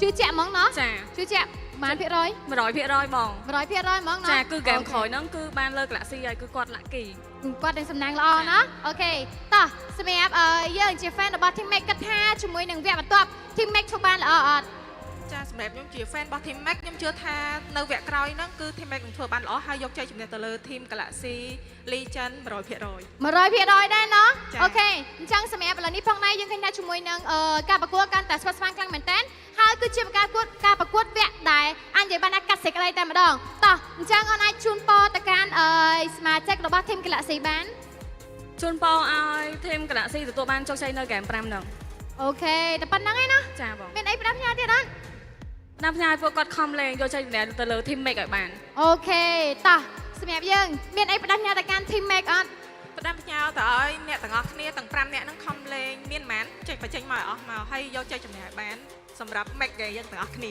អូខេតោះអញ្ចឹង Galaxy Legend គិតថាទទួលបានជ័យជំនះអត់បើបានហៅមួយមកវ៉ាវពិសេសមែនតើអញ្ចឹង fan Team Make គិតថា Team Make ធ្វើបានអត់បើបានហៅមួយមកចាអញ្ចឹងជាមួយនឹងការប្រកួតរបស់យើងឥឡូវនេះឃើញថាសុខស្មាំខ្លាំងមែនតើតែម្ដងដែលពួកគាត់គឺដឹងតែប្រឹងប្រែងអស់ពីសមត្ថភាពដើម្បីយកជាមួយនឹងចាបន្ទុកដើម្បីទៅកាន់វគ្គបន្ទាប់ដូចគ្នាផងដែរអូខេឥឡូវនេះក៏ចូលទៅដល់វគ្គបន្ទាប់ដូចគ្នាផងដែរអរគុណច្រើនអ្នកទាំងពីរចឹងឥឡូវនេះក៏សូមដល់ទូរទស្សន៍ជូនតារា caster របស់យើងវិញទាំងអស់គ្នា អ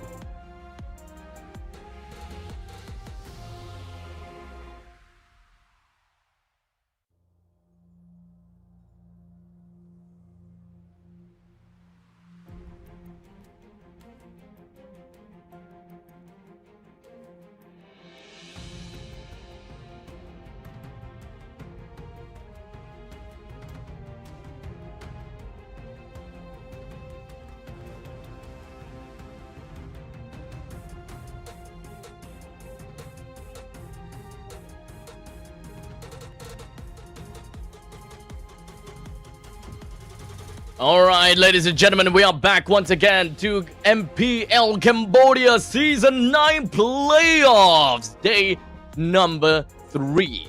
The second series of the day, we're looking at Galaxy Legends going up against Team Max that is going down the wire to all 5 games. With Team Max gonna be on the first pick territory. Will we be able to see something a little bit different from their drafting thus far? So far, if I recall correctly, Seal Baby has been on second pick all these times. And let me just double confirm that by going to the YouTube and just kind of bring that back a little bit. First game, we have... Let's see. First game... Wait, I can't... I'm actually really bad at this. Okay, first game we have, Team Max that will be on second pick. Second game we have Team Max that is on second pick as well. Third game we would have Team Max on to second pick too. And fourth game, second pick as well.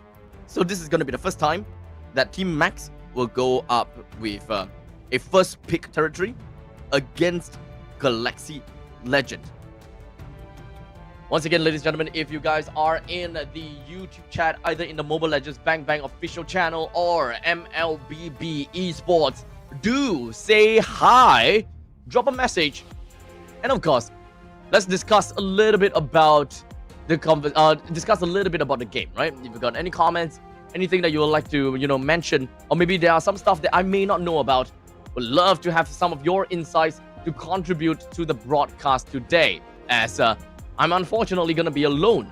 But that's also a good thing, right? That's also a good thing. Love to be alone. My introverted self is just crap, I forgot the word. Manipulate, no. Manifesting. Yes, that's the word. My goodness, I can't English anymore. But before we jump on, we'd like to take a moment to give a shout out over to our sponsors as well. Infinix, our official mobile game partner. Cellcard, our official telecom partner. And of course, Legend Cinema, our official entertainment partner. As well as Indomie, our official instant noodle partner.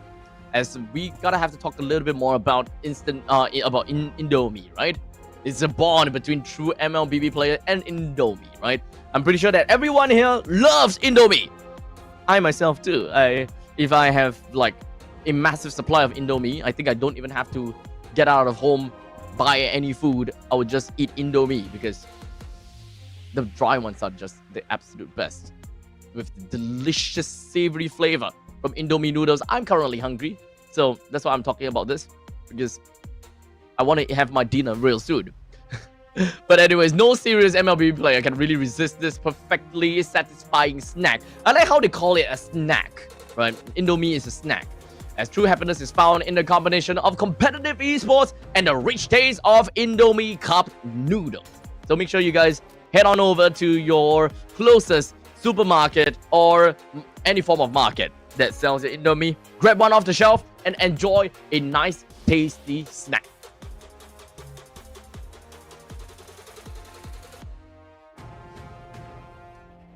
We're finally gonna go down to the random map draw now. This final game between Max and Galaxy Legend will go down to... I didn't see the map. Okay, Wandering Clouds. It's gonna be Wandering Clouds. We have the Baxia, Frederick, Yuzong, Fatty, and Lancelot that has been banned. Grok is still open. Gatokacha is still open. Hayabusa is also still open. Chai, what's gonna be your answer to this?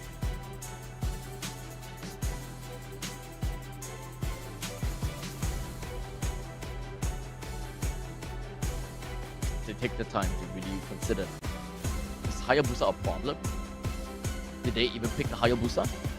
Do they even ban a Hayabusa?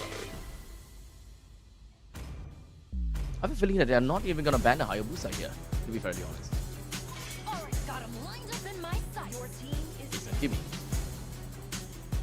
And that will give the priority over to Team Max.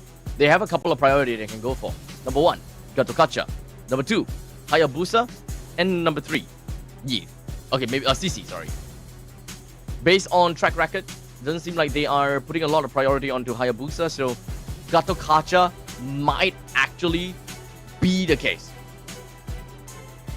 Gatokacha might be the first pick here.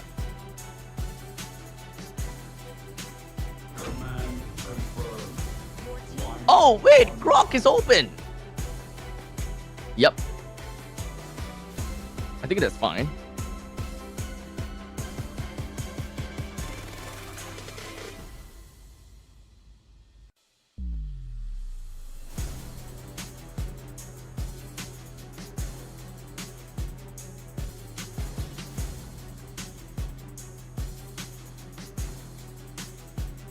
This opens up the Gatokacha that can be available for the picking for Galaxy Legend.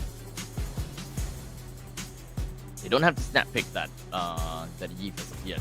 Lapu is also a very good pick at R2, unless they want the Hayabusa. Uranus? That's an interesting priority. To be fair, they don't need to take the Gatokacha immediately. But it does give them a little bit more time to think what other hero they would possibly want to go for. But now that the XP laner has already been filled, it doesn't really quite matter what their XP lane is going to be anymore. And if whether we might be able to see something a little bit different here. Yi Sun-shin and Uranus can play into the late game. We can expect a very aggressive composition from Team Max. Indeed, pretty aggressive. We might be looking at an early game composition from Team Max. With Joy and Lapu Lapu, they might just double down into playing early game. Harif has been picked out as well. Yves and Gatokacha? Yves, Gatokacha, Lunox are all good bans. I think that what they can go for is just ban Yves and Lunox. Don't care about the Gatokacha. Give the Gatokacha over to Chai. The main thing is to break the combo of Gatokacha, Yves plus the Harif. The moment you ban the Harif, or rather, the moment you ban the Yves, then the Gatokacha can still be used, but it is not for their own win condition, but it's more of a counter against Team Max. Chai themselves bans the Lunox? They don't want to face the Lunox against that Uranus at all. CC is also available? That can be a possible ban from Galaxy Legend if they're looking to remove possible shreds.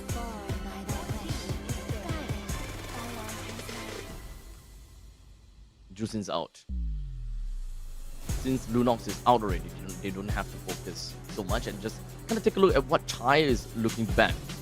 I don't think that they are going to ban out all of the mage options.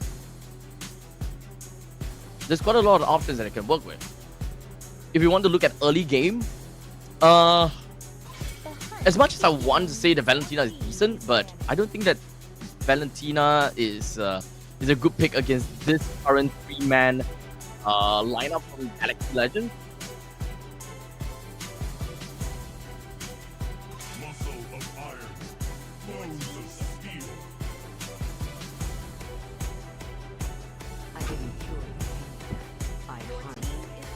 But the Valentina can be a good pick for Galaxy Legends against Team Max though.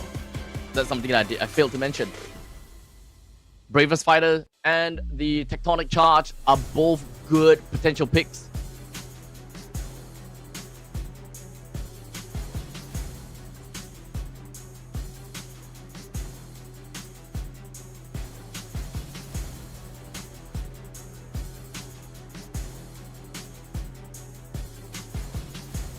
Now that Yves is available, they can actually go for that. Farsa and the Granger. So it is early game power spike. They have a lot of early game damage. They have a lot. They do want to end this with a bang. A bit of front to back still. And that's a choke. Oh, this is not good for Galaxy Legend. Picking up the choke here, you don't have a very good user that can utilize the Way of the Dragon. Uranus takes time to pop off. Valentina has pretty good targets for ultimate stealing. But I'm not too sure whether that is even enough. I'm not a very big fan of this draft from the side of Galaxy Legends though, but I think that might be onto something here. Ladies and gentlemen, game number 5 for MPL Cambodia Season 9 between Team Max and Galaxy Legends. One will make it through to the lower bracket finals, and one will go back home as the third or fourth place. Or fifth. As we go down into the land of Dawn, ladies and gentlemen, we have the junglers that will be both of them starting in the purple buff territory, ending off at the opposite side of the map, with the gold lane at the bottom and XP lane at the top. Galaxy Legends, the path goes up to the XP, while Team Max, the path goes down to the gold. Once again, it's going to go back to the typical Granger versus Harif combination down in the gold lane. Cadenza joins in right onto Bimo the Key. Really looking forward to get that kill, but they were close. But just not close enough to close out that hit. And now that Cypher and Bimo the Key doesn't have a lot of HP to work with, they can't help to defend Ricky. And they can't help to ensure that Sakzu has a very easy game out and getting that kill onto Ricky anymore. But that's a very interesting pathing for the side of Team Max so far. It's not something that I do myself, so leave it to the professionals.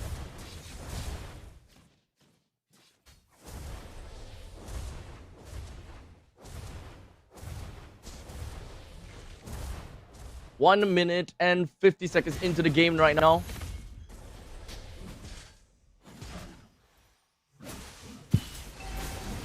Now the rest of the members from inside of Galaxy Legends, they're finding themselves in a tough spot right now. With Luis and Cadenza, they made their way up to the northern side, only for Team Max to really just come in and be a bit of an annoyance. But now, Cypher, HP all the way down low. Cadenza hopes to be able to get a kill down to Cypher, but I don't think that he's got any opening to go in at all. Lin picks up first blood and the turtle take. And now they can even have the opportunity to steal the purple buff away from Team Max. This is not good at all. This is not good at all, boys and girls. As much as I really don't like Galaxy Legends lineup, but this is working very well. They don't have to pick off, but this is just early game. This is just early game. Right? Perhaps we're jumping into the battles too early. Team Max, they are a lineup that can deal a lot of damage. Oh, pause. I hope that this pause is not going to last for too long, man.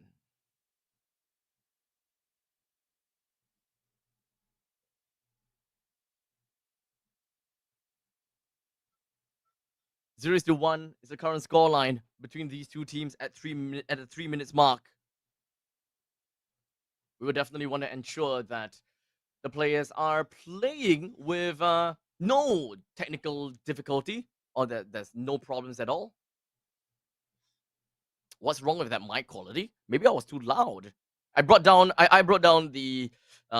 my microphone gain, so hopefully maybe I can bring it down a little bit more. Yeah, I brought down the microphone gain now, so hopefully it doesn't crackle. I would like to imagine it was crackling just now when I was going loud. So thanks for the comment. Thanks for letting me know that I think that I popped over there. So now I should be pretty nicely balanced.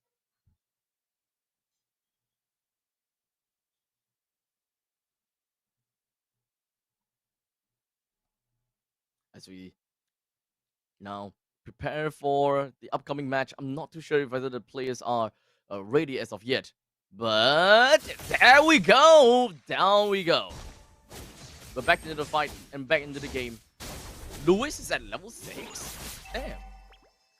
Not a great start for Team Max at all. King Aries at level 5, Subdu at 5, Lin is also 5. Lin is crazy when it comes down to these XP.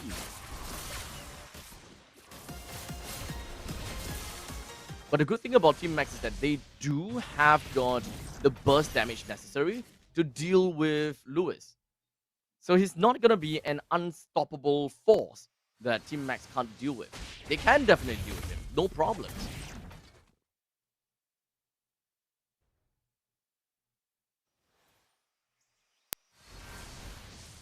As of right now, let's take a look a bit at the lane priority and how the teams are going to walk around with, right? With the Fasa and the Grog does have very strong priority as opposed to a Cho plus a Valentina combo. Cho and Valentina, they have a lot of damage, but they have to be very extremely committal. They really need to commit into clearing out the wave down in the middle lane in order for them to clear it out. But that also means that they might actually lose a couple of their HP while doing so. Well, Bimonoki, just a single slam of his skill will just wipe out the entire wave, so they're not too afraid. But Cypher, I think that he's taking a little bit too much damage. That's a little bit too much commitment. But he managed to stay alive from all of that. Flickers on out. But Galaxy Legends will take this turtle down, no problems. That's a free turtle for Galaxy Legends. 8 minutes. 8 minutes is the power spike of Team Max. They should definitely understand that in the early stages of the game, they don't necessarily need to go too crazy. 8 minutes onwards, they start to win. As long as there's not too big of a lead. Cypher has been caught off guard quite a lot of times. He's taking a little bit too much damage from Cadenza. Unfortunately, he feels like a weak link in this game. Is he not used to playing the Grog or something?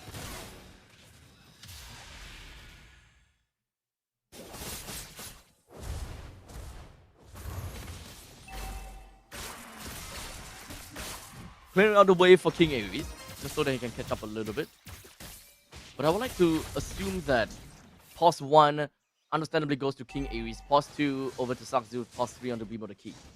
So most of the time, you wouldn't want King Aries to pick up a kill. Sorry, did I say pause 1 King Aries? Pause 1 onto Lai. Lai wants to farm. He wants to go everywhere to get farm.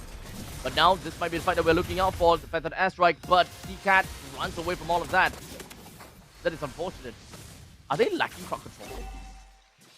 A little bit, huh? The only crowd control that they have is Cypher with the Tectonic Charge. King Aries can slowly come in afterwards when it comes down to the Bravest Fighter. But that's probably the only other thing that he can do.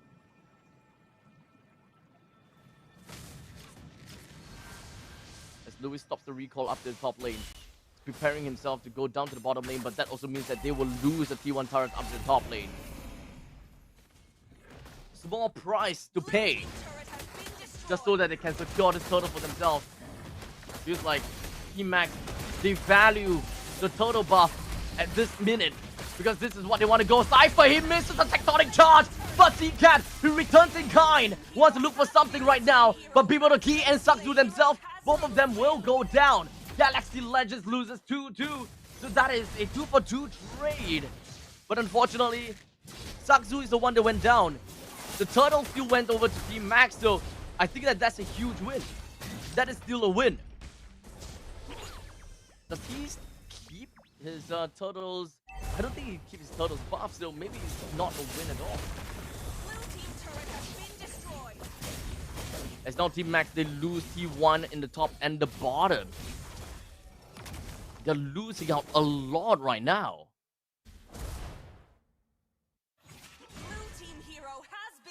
They're even getting a kill down the line. This is starting to get really out of control. We are about 3,000 gold lead for Galaxy Legends. And this is not outdraft. This is the fact that Team Max, they are not really reaching that mid-game point. Once they reach a mid-game point, they start to go crazy.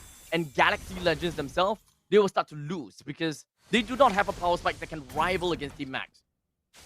Because of the 3,000 gold disadvantage, Team Max will need to reach 10 minutes or 11 minutes. And that's the point in time where Team Max starts to get damage that could really toss Galaxy Legend out of the window. Mark my words.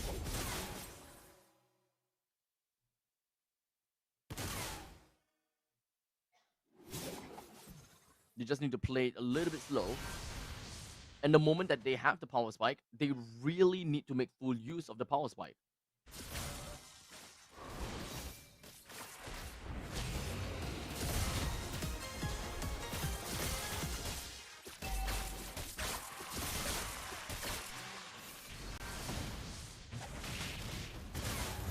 Take a breather.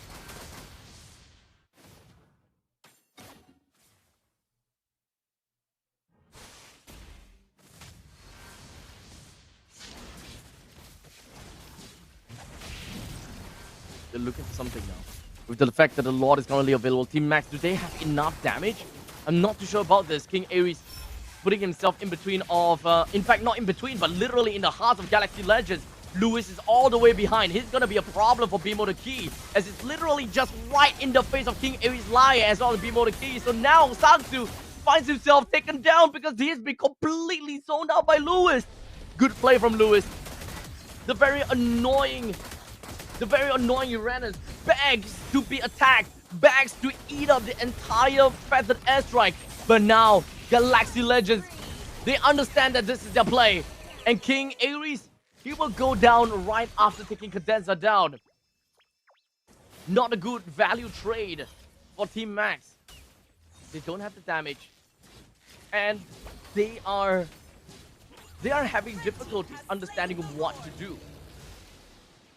Bimonoki is really scared of the poke damage that Lewis is able to dish out. And I think that he shouldn't. As much as I want to say that they should just ignore Lewis and not be zoned out too far, Lewis doesn't have any crowd control. He's mostly just gonna deal a lot of damage over to Bimonoki. So what I would imagine, because this is Wandering Clouds, what Bimonoki should technically be doing is, as long as the opportunity arises, pop the feathered airstrike, slam down onto the important players such as Wiki, Seacat, and Lin. And if Lewis were to deal damage to you in kind, just fall back, recall, and come back through the flying clouds. You'll be back in action to provide more passive damage through your spells and a couple of those stuns that you can provide to your team without losing the value of feathered airstrike. Your feathered airstrike is a high ground ability that can really help you reach all the way to the back lines. But you also need to consider that there is the possibility of Seacat just rushing right into the tectonic charge, and that will be the death of him. The best case scenario, unleash all 4 of the feathered airstrike on the right person. But it's easier said than done. The holy defense goes out. Sakzu all the way down to the bottom lane, whittled and singled out. We're coming close to the end of the game as Galaxy Legend. Very good opportunity on the Team Max. And Team Max don't have an answer for this. Now, if the airstrike lands, that's a good 3-man knockup coming from the side of Seacat. Exactly what I was talking about when it comes down to the tectonic charge. Bebo the Key is the next person down. Exactly as I said. The moment that Beam of the Key opens up, he wants to get all 4 strikes out. The moment that CCAT sees the opportunity, he will just go in for the tectonic charge. So it's not as easy as you think. In situations where CCAT has already used his tectonic charge or used his ultimate, while Lewis is right in your face, this is kind of like a one in many situations that could happen. There's only a very small amount of percentage that you can make this work. And technically they have to bait it out. But Saksu! Singled out by Cadenza! Out of position! And now out of mind for Galaxy Legends. All 5 members knocking onto the doors of Team Max. What can Team Max do? They can clear the mid wave. They can clear the top wave.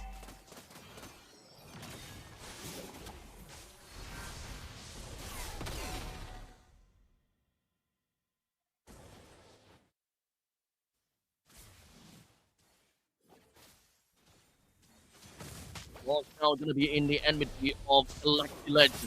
All 5 members of Max here, but up to his level 14. Lin is 15. This is a problem. Lewis is single-handedly zoning 4 members away for himself. Cadenza did not land the Jeet Kundo. And now, the Lord will fight for Galaxy Legends. All 5 members of Team Max, they are still in the game. I think that they are fine. L mic, really? Again? What's going on with my microphone? Is it cracking? Let me know. Tell me. Is it cracking or something? Or am I losing? Or am I just losing out? Do you guys just lose me sometimes? I need to know. I can make some adjustments from my side.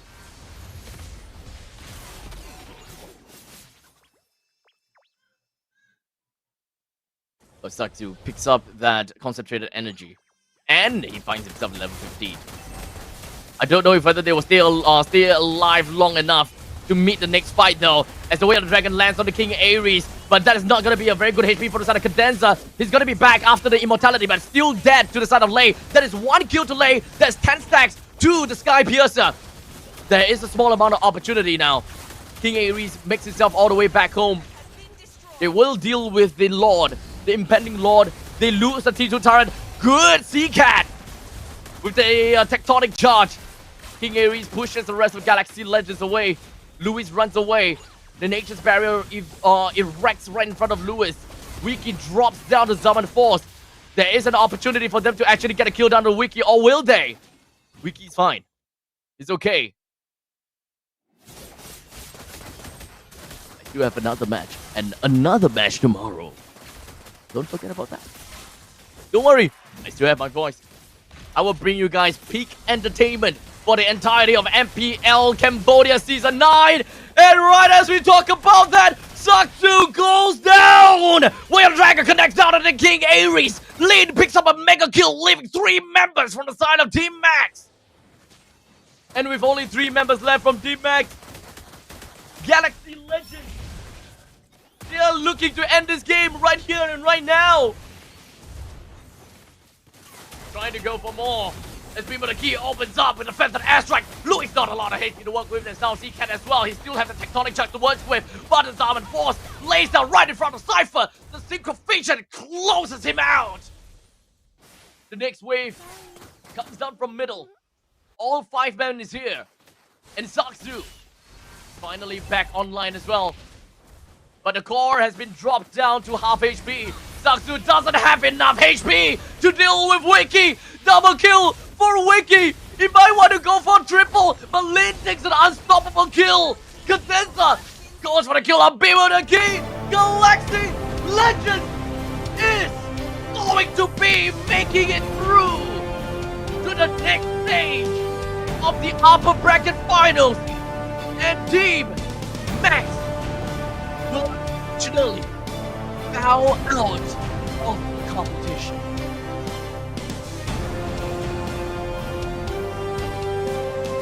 don't attach to Team Mac. They are a strong team after all, but unfortunately they can't get over this adversary. GG, well played. Nice try. Team Max, commiserations to them. But on a high note, we have one team that is closer to the grand finals and a potential heir to the crown and to the throne in MPL Cambodia. Ladies and gentlemen, let's take this moment to congratulate Galactic Legends as they make their way through to meet up against the Pro Esports in the upper bracket finals. We're gonna be passing the time over to the host, over to the house for them, and for the host, work on this interview.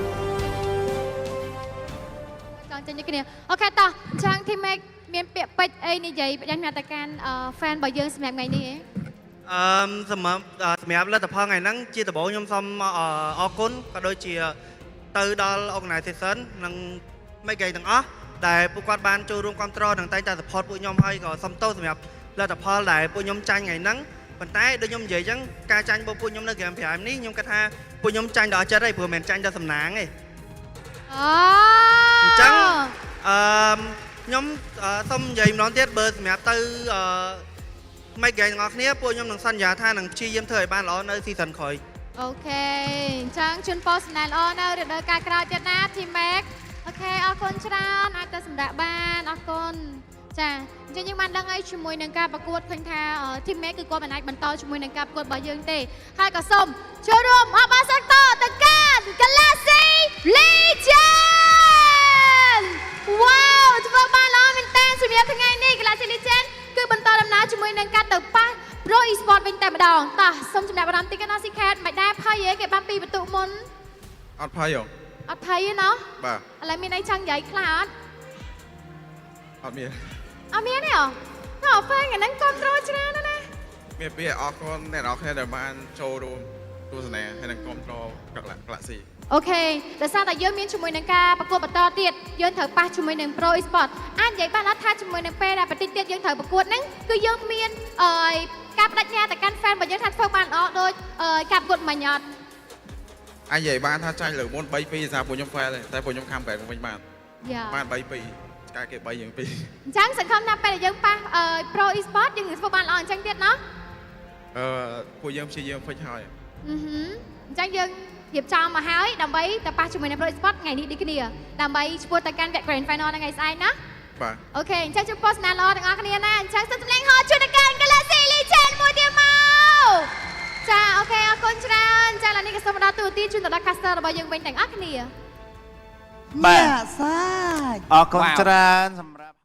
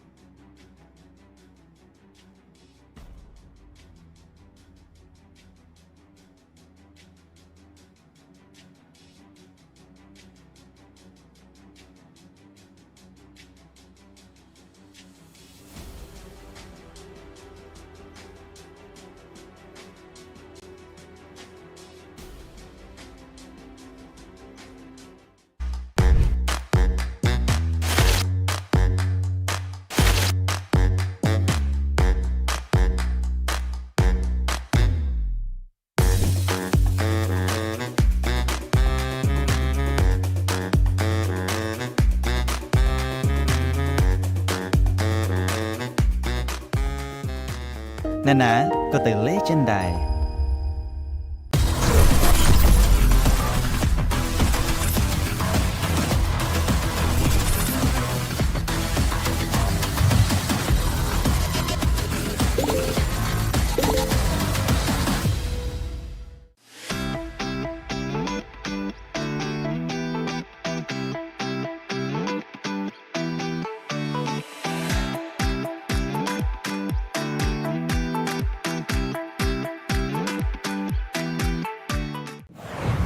Welcome to MCGG Rising Stars.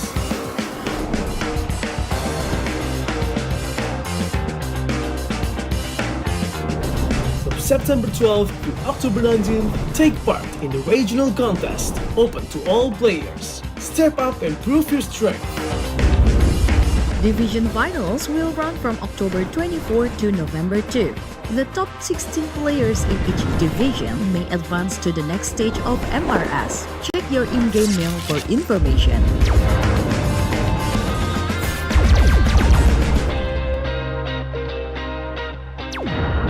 The S3 Finals group stage kicks off from November 8 to November 9. The top 6 players from each group will qualify for the S3 Finals semi-finals. The semi-finals will be held on November 15.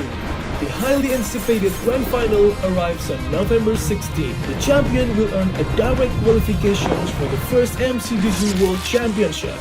The battle is on and the world is watching.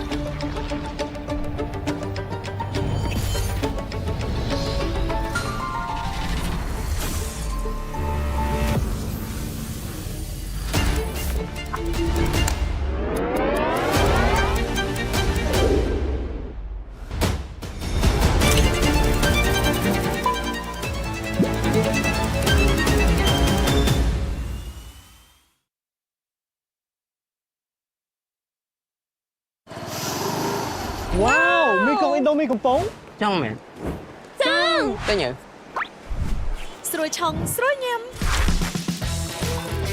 Indomie កំប៉ុងរសជាតិឆ្ងាញ់គ្មានពីរញ៉ាំហើយចង់ញ៉ាំទៀត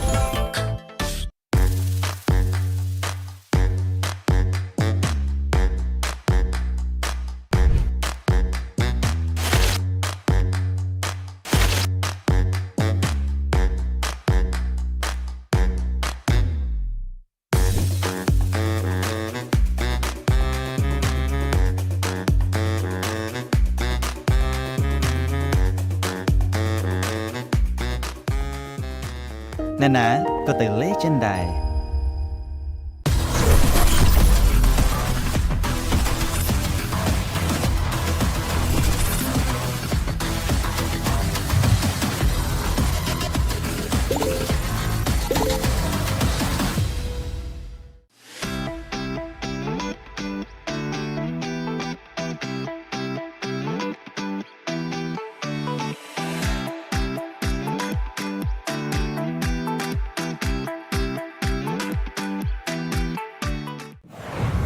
Welcome to MCGG Rising Stars.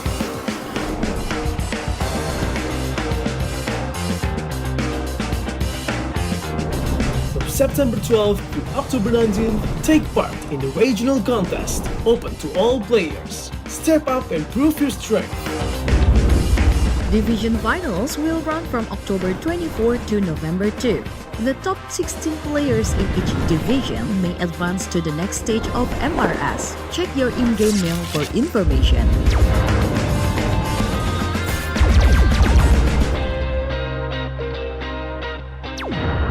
The S3 Finals group stage kicks off from November 8 to November 9. The top 6 players from each group will qualify for the S3 Finals semi-finals. The semi-finals will be held on November 15. The highly anticipated grand final arrives on November 16. The champion will earn a direct qualification for the first MCDG World Championship. The battle is on and the world is watching.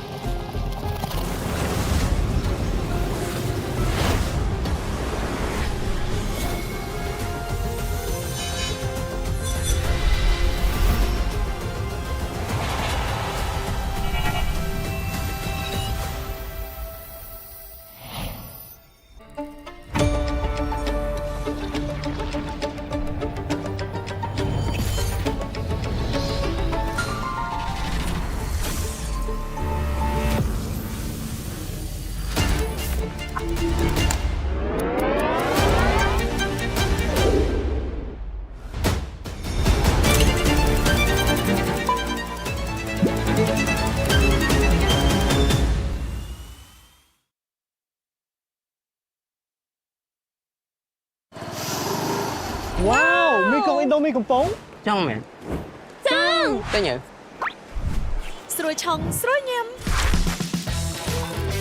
Indomie កំប៉ុងរសជាតិឆ្ងាញ់គ្មានពីរញ៉ាំហើយចង់ញ៉ាំទៀត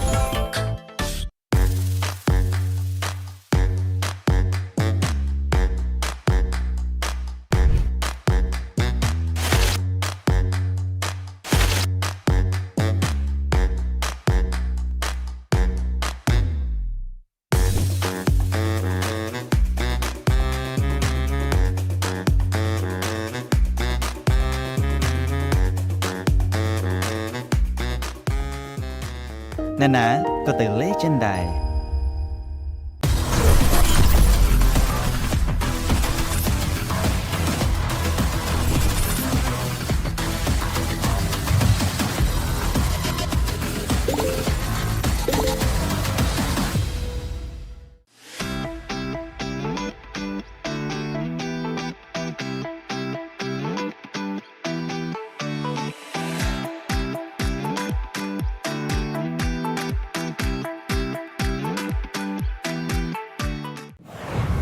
Welcome to MCGG Rising Stars.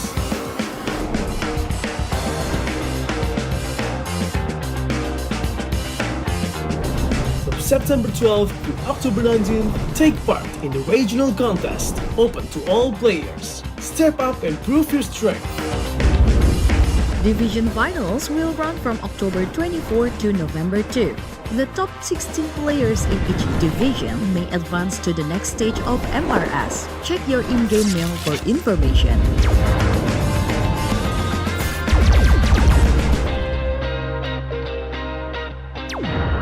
The S3 Finals group stage kicks off from November 8 to November 9. The top 6 players from each group will qualify for the S3 Finals semi-finals.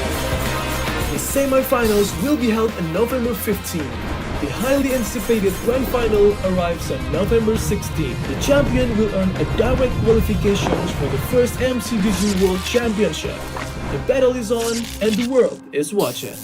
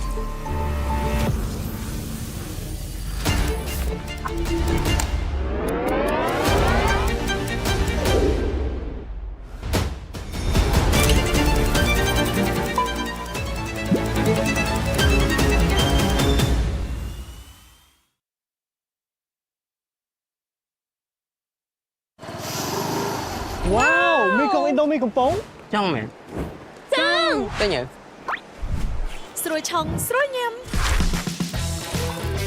Indomie កំប៉ុងរសជាតិឆ្ងាញ់គ្មានពីរញ៉ាំហើយចង់ញ៉ាំទៀត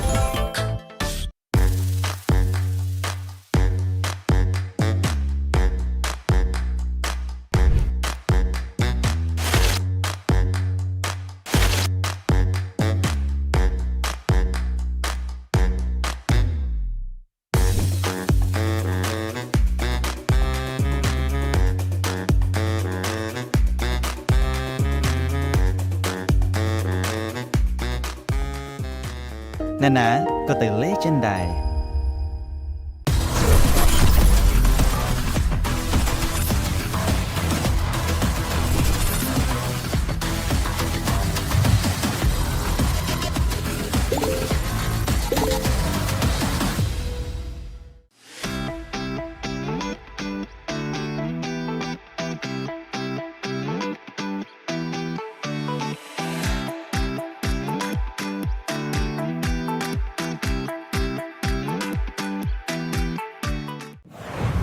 Welcome to MCGG Rising Stars.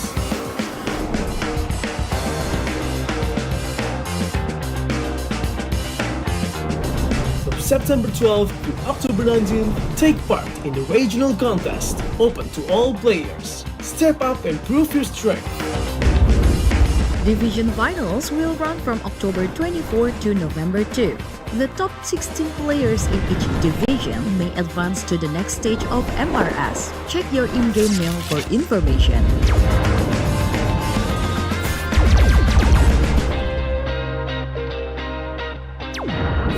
The S3 Finals group stage kicks off from November 8 to November 9. The top 6 players from each group will qualify for the S3 Finals semi-finals. The semi-finals will be held on November 15. The highly anticipated grand final arrives on November 16. The champion will earn a direct qualification for the first MCGG World Championship. The battle is on and the world is watching.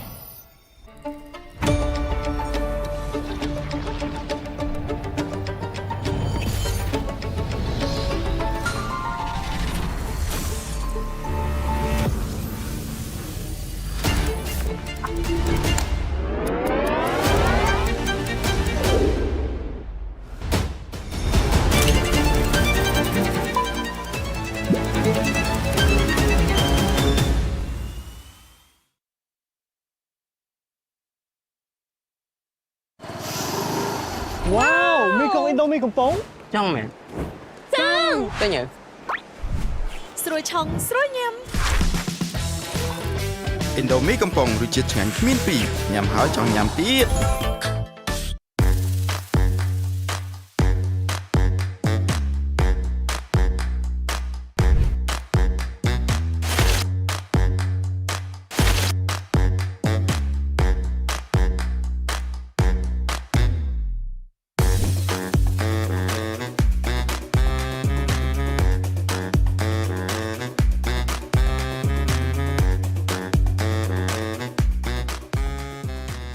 ណានាក៏ទៅលេចិនដែរ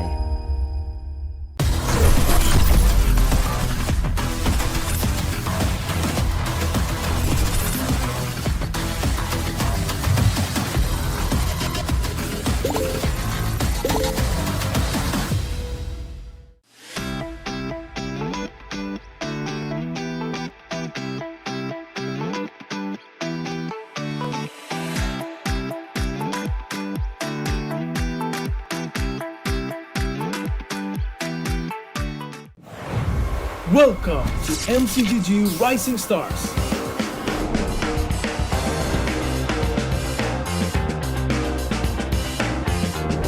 From September 12th to October 19th, take part in the regional contest, open to all players. Step up and prove your strength. Division finals will run from October 24 to November 2. The top 16 players in each division may advance to the next stage of MRS. Check your in-game mail for information.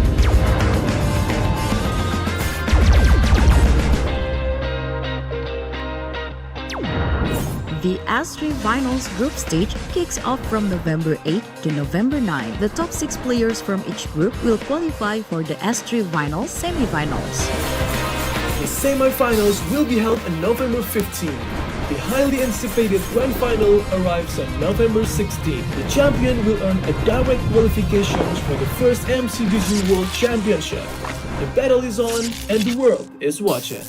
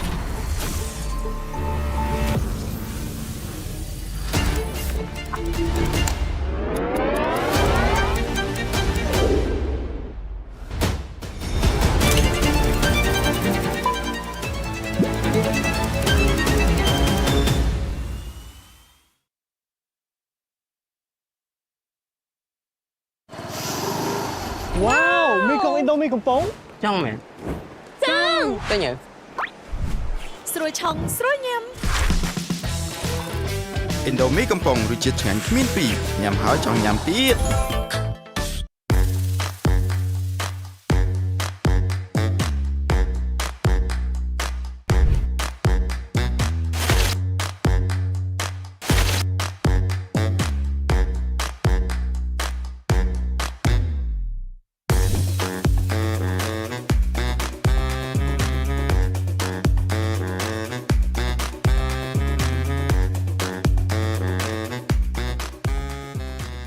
ណែណាក៏ទៅលេចិនដែរ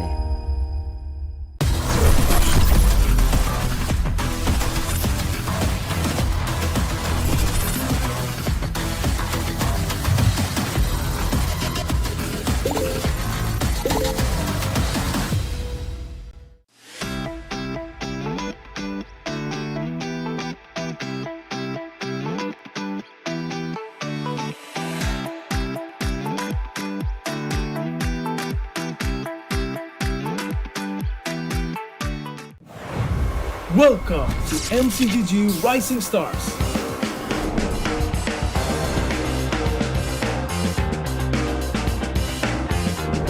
From September 12th to October 19th, take part in the regional contest, open to all players. Step up and prove your strength.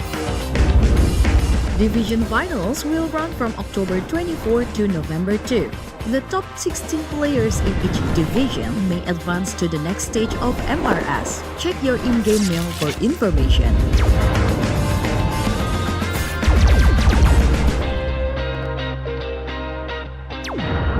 The S3 Finals group stage kicks off from November 8 to November 9. The top 6 players from each group will qualify for the S3 Finals semi-finals. The semi-finals will be held on November 15. The highly anticipated grand final arrives on November 16. The champion will earn a direct qualifications for the first MCDG World Championship. The battle is on and the world is watching.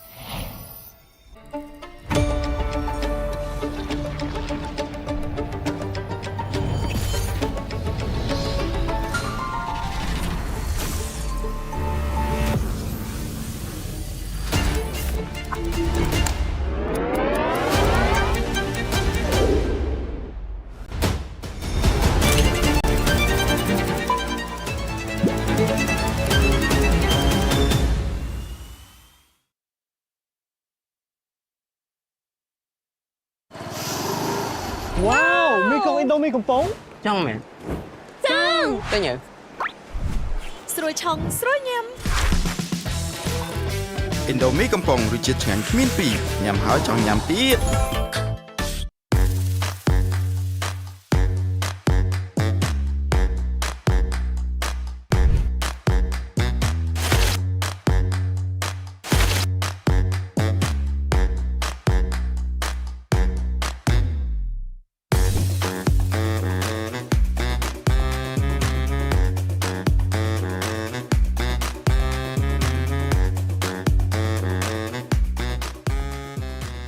ណែណាក៏ទៅលេចិនដែរ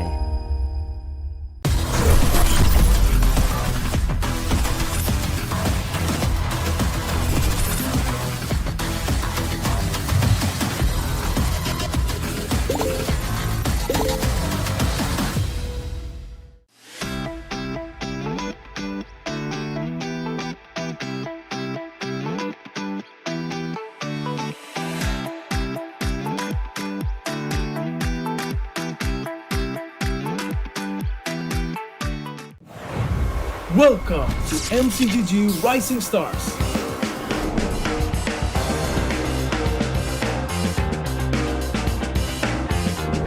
From September 12th to October 19th, take part in the regional contest, open to all players. Step up and prove your strength. Division finals will run from October 24 to November 2. The top 16 players in each division may advance to the next stage of MRS. Check your in-game mail for information.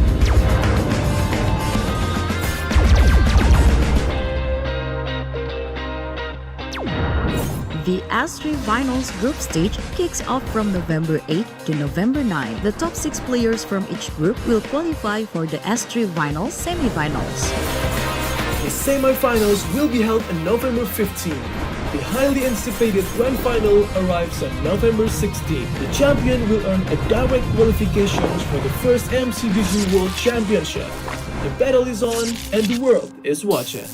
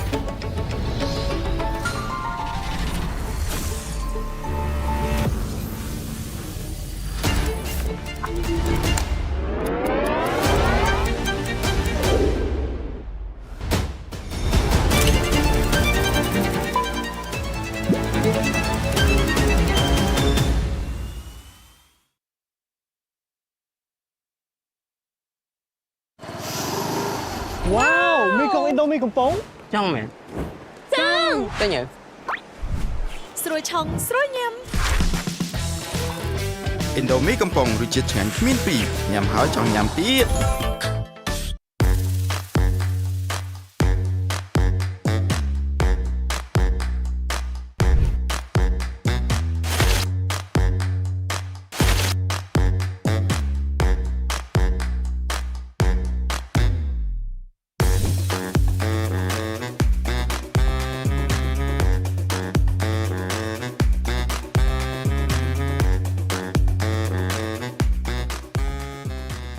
ណែណាក៏ទៅលេចិនដែរ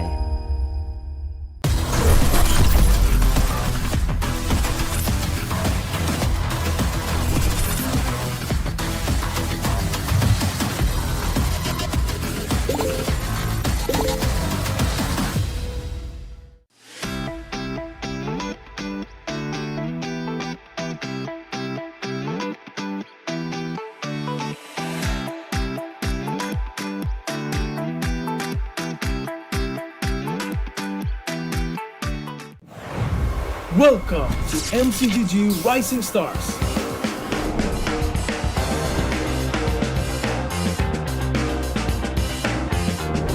From September 12th to October 19th, take part in the regional contest, open to all players. Step up and prove your strength.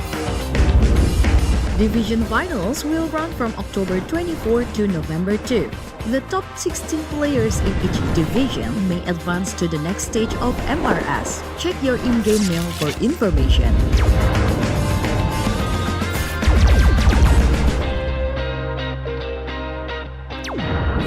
The S3 Finals group stage kicks off from November 8 to November 9.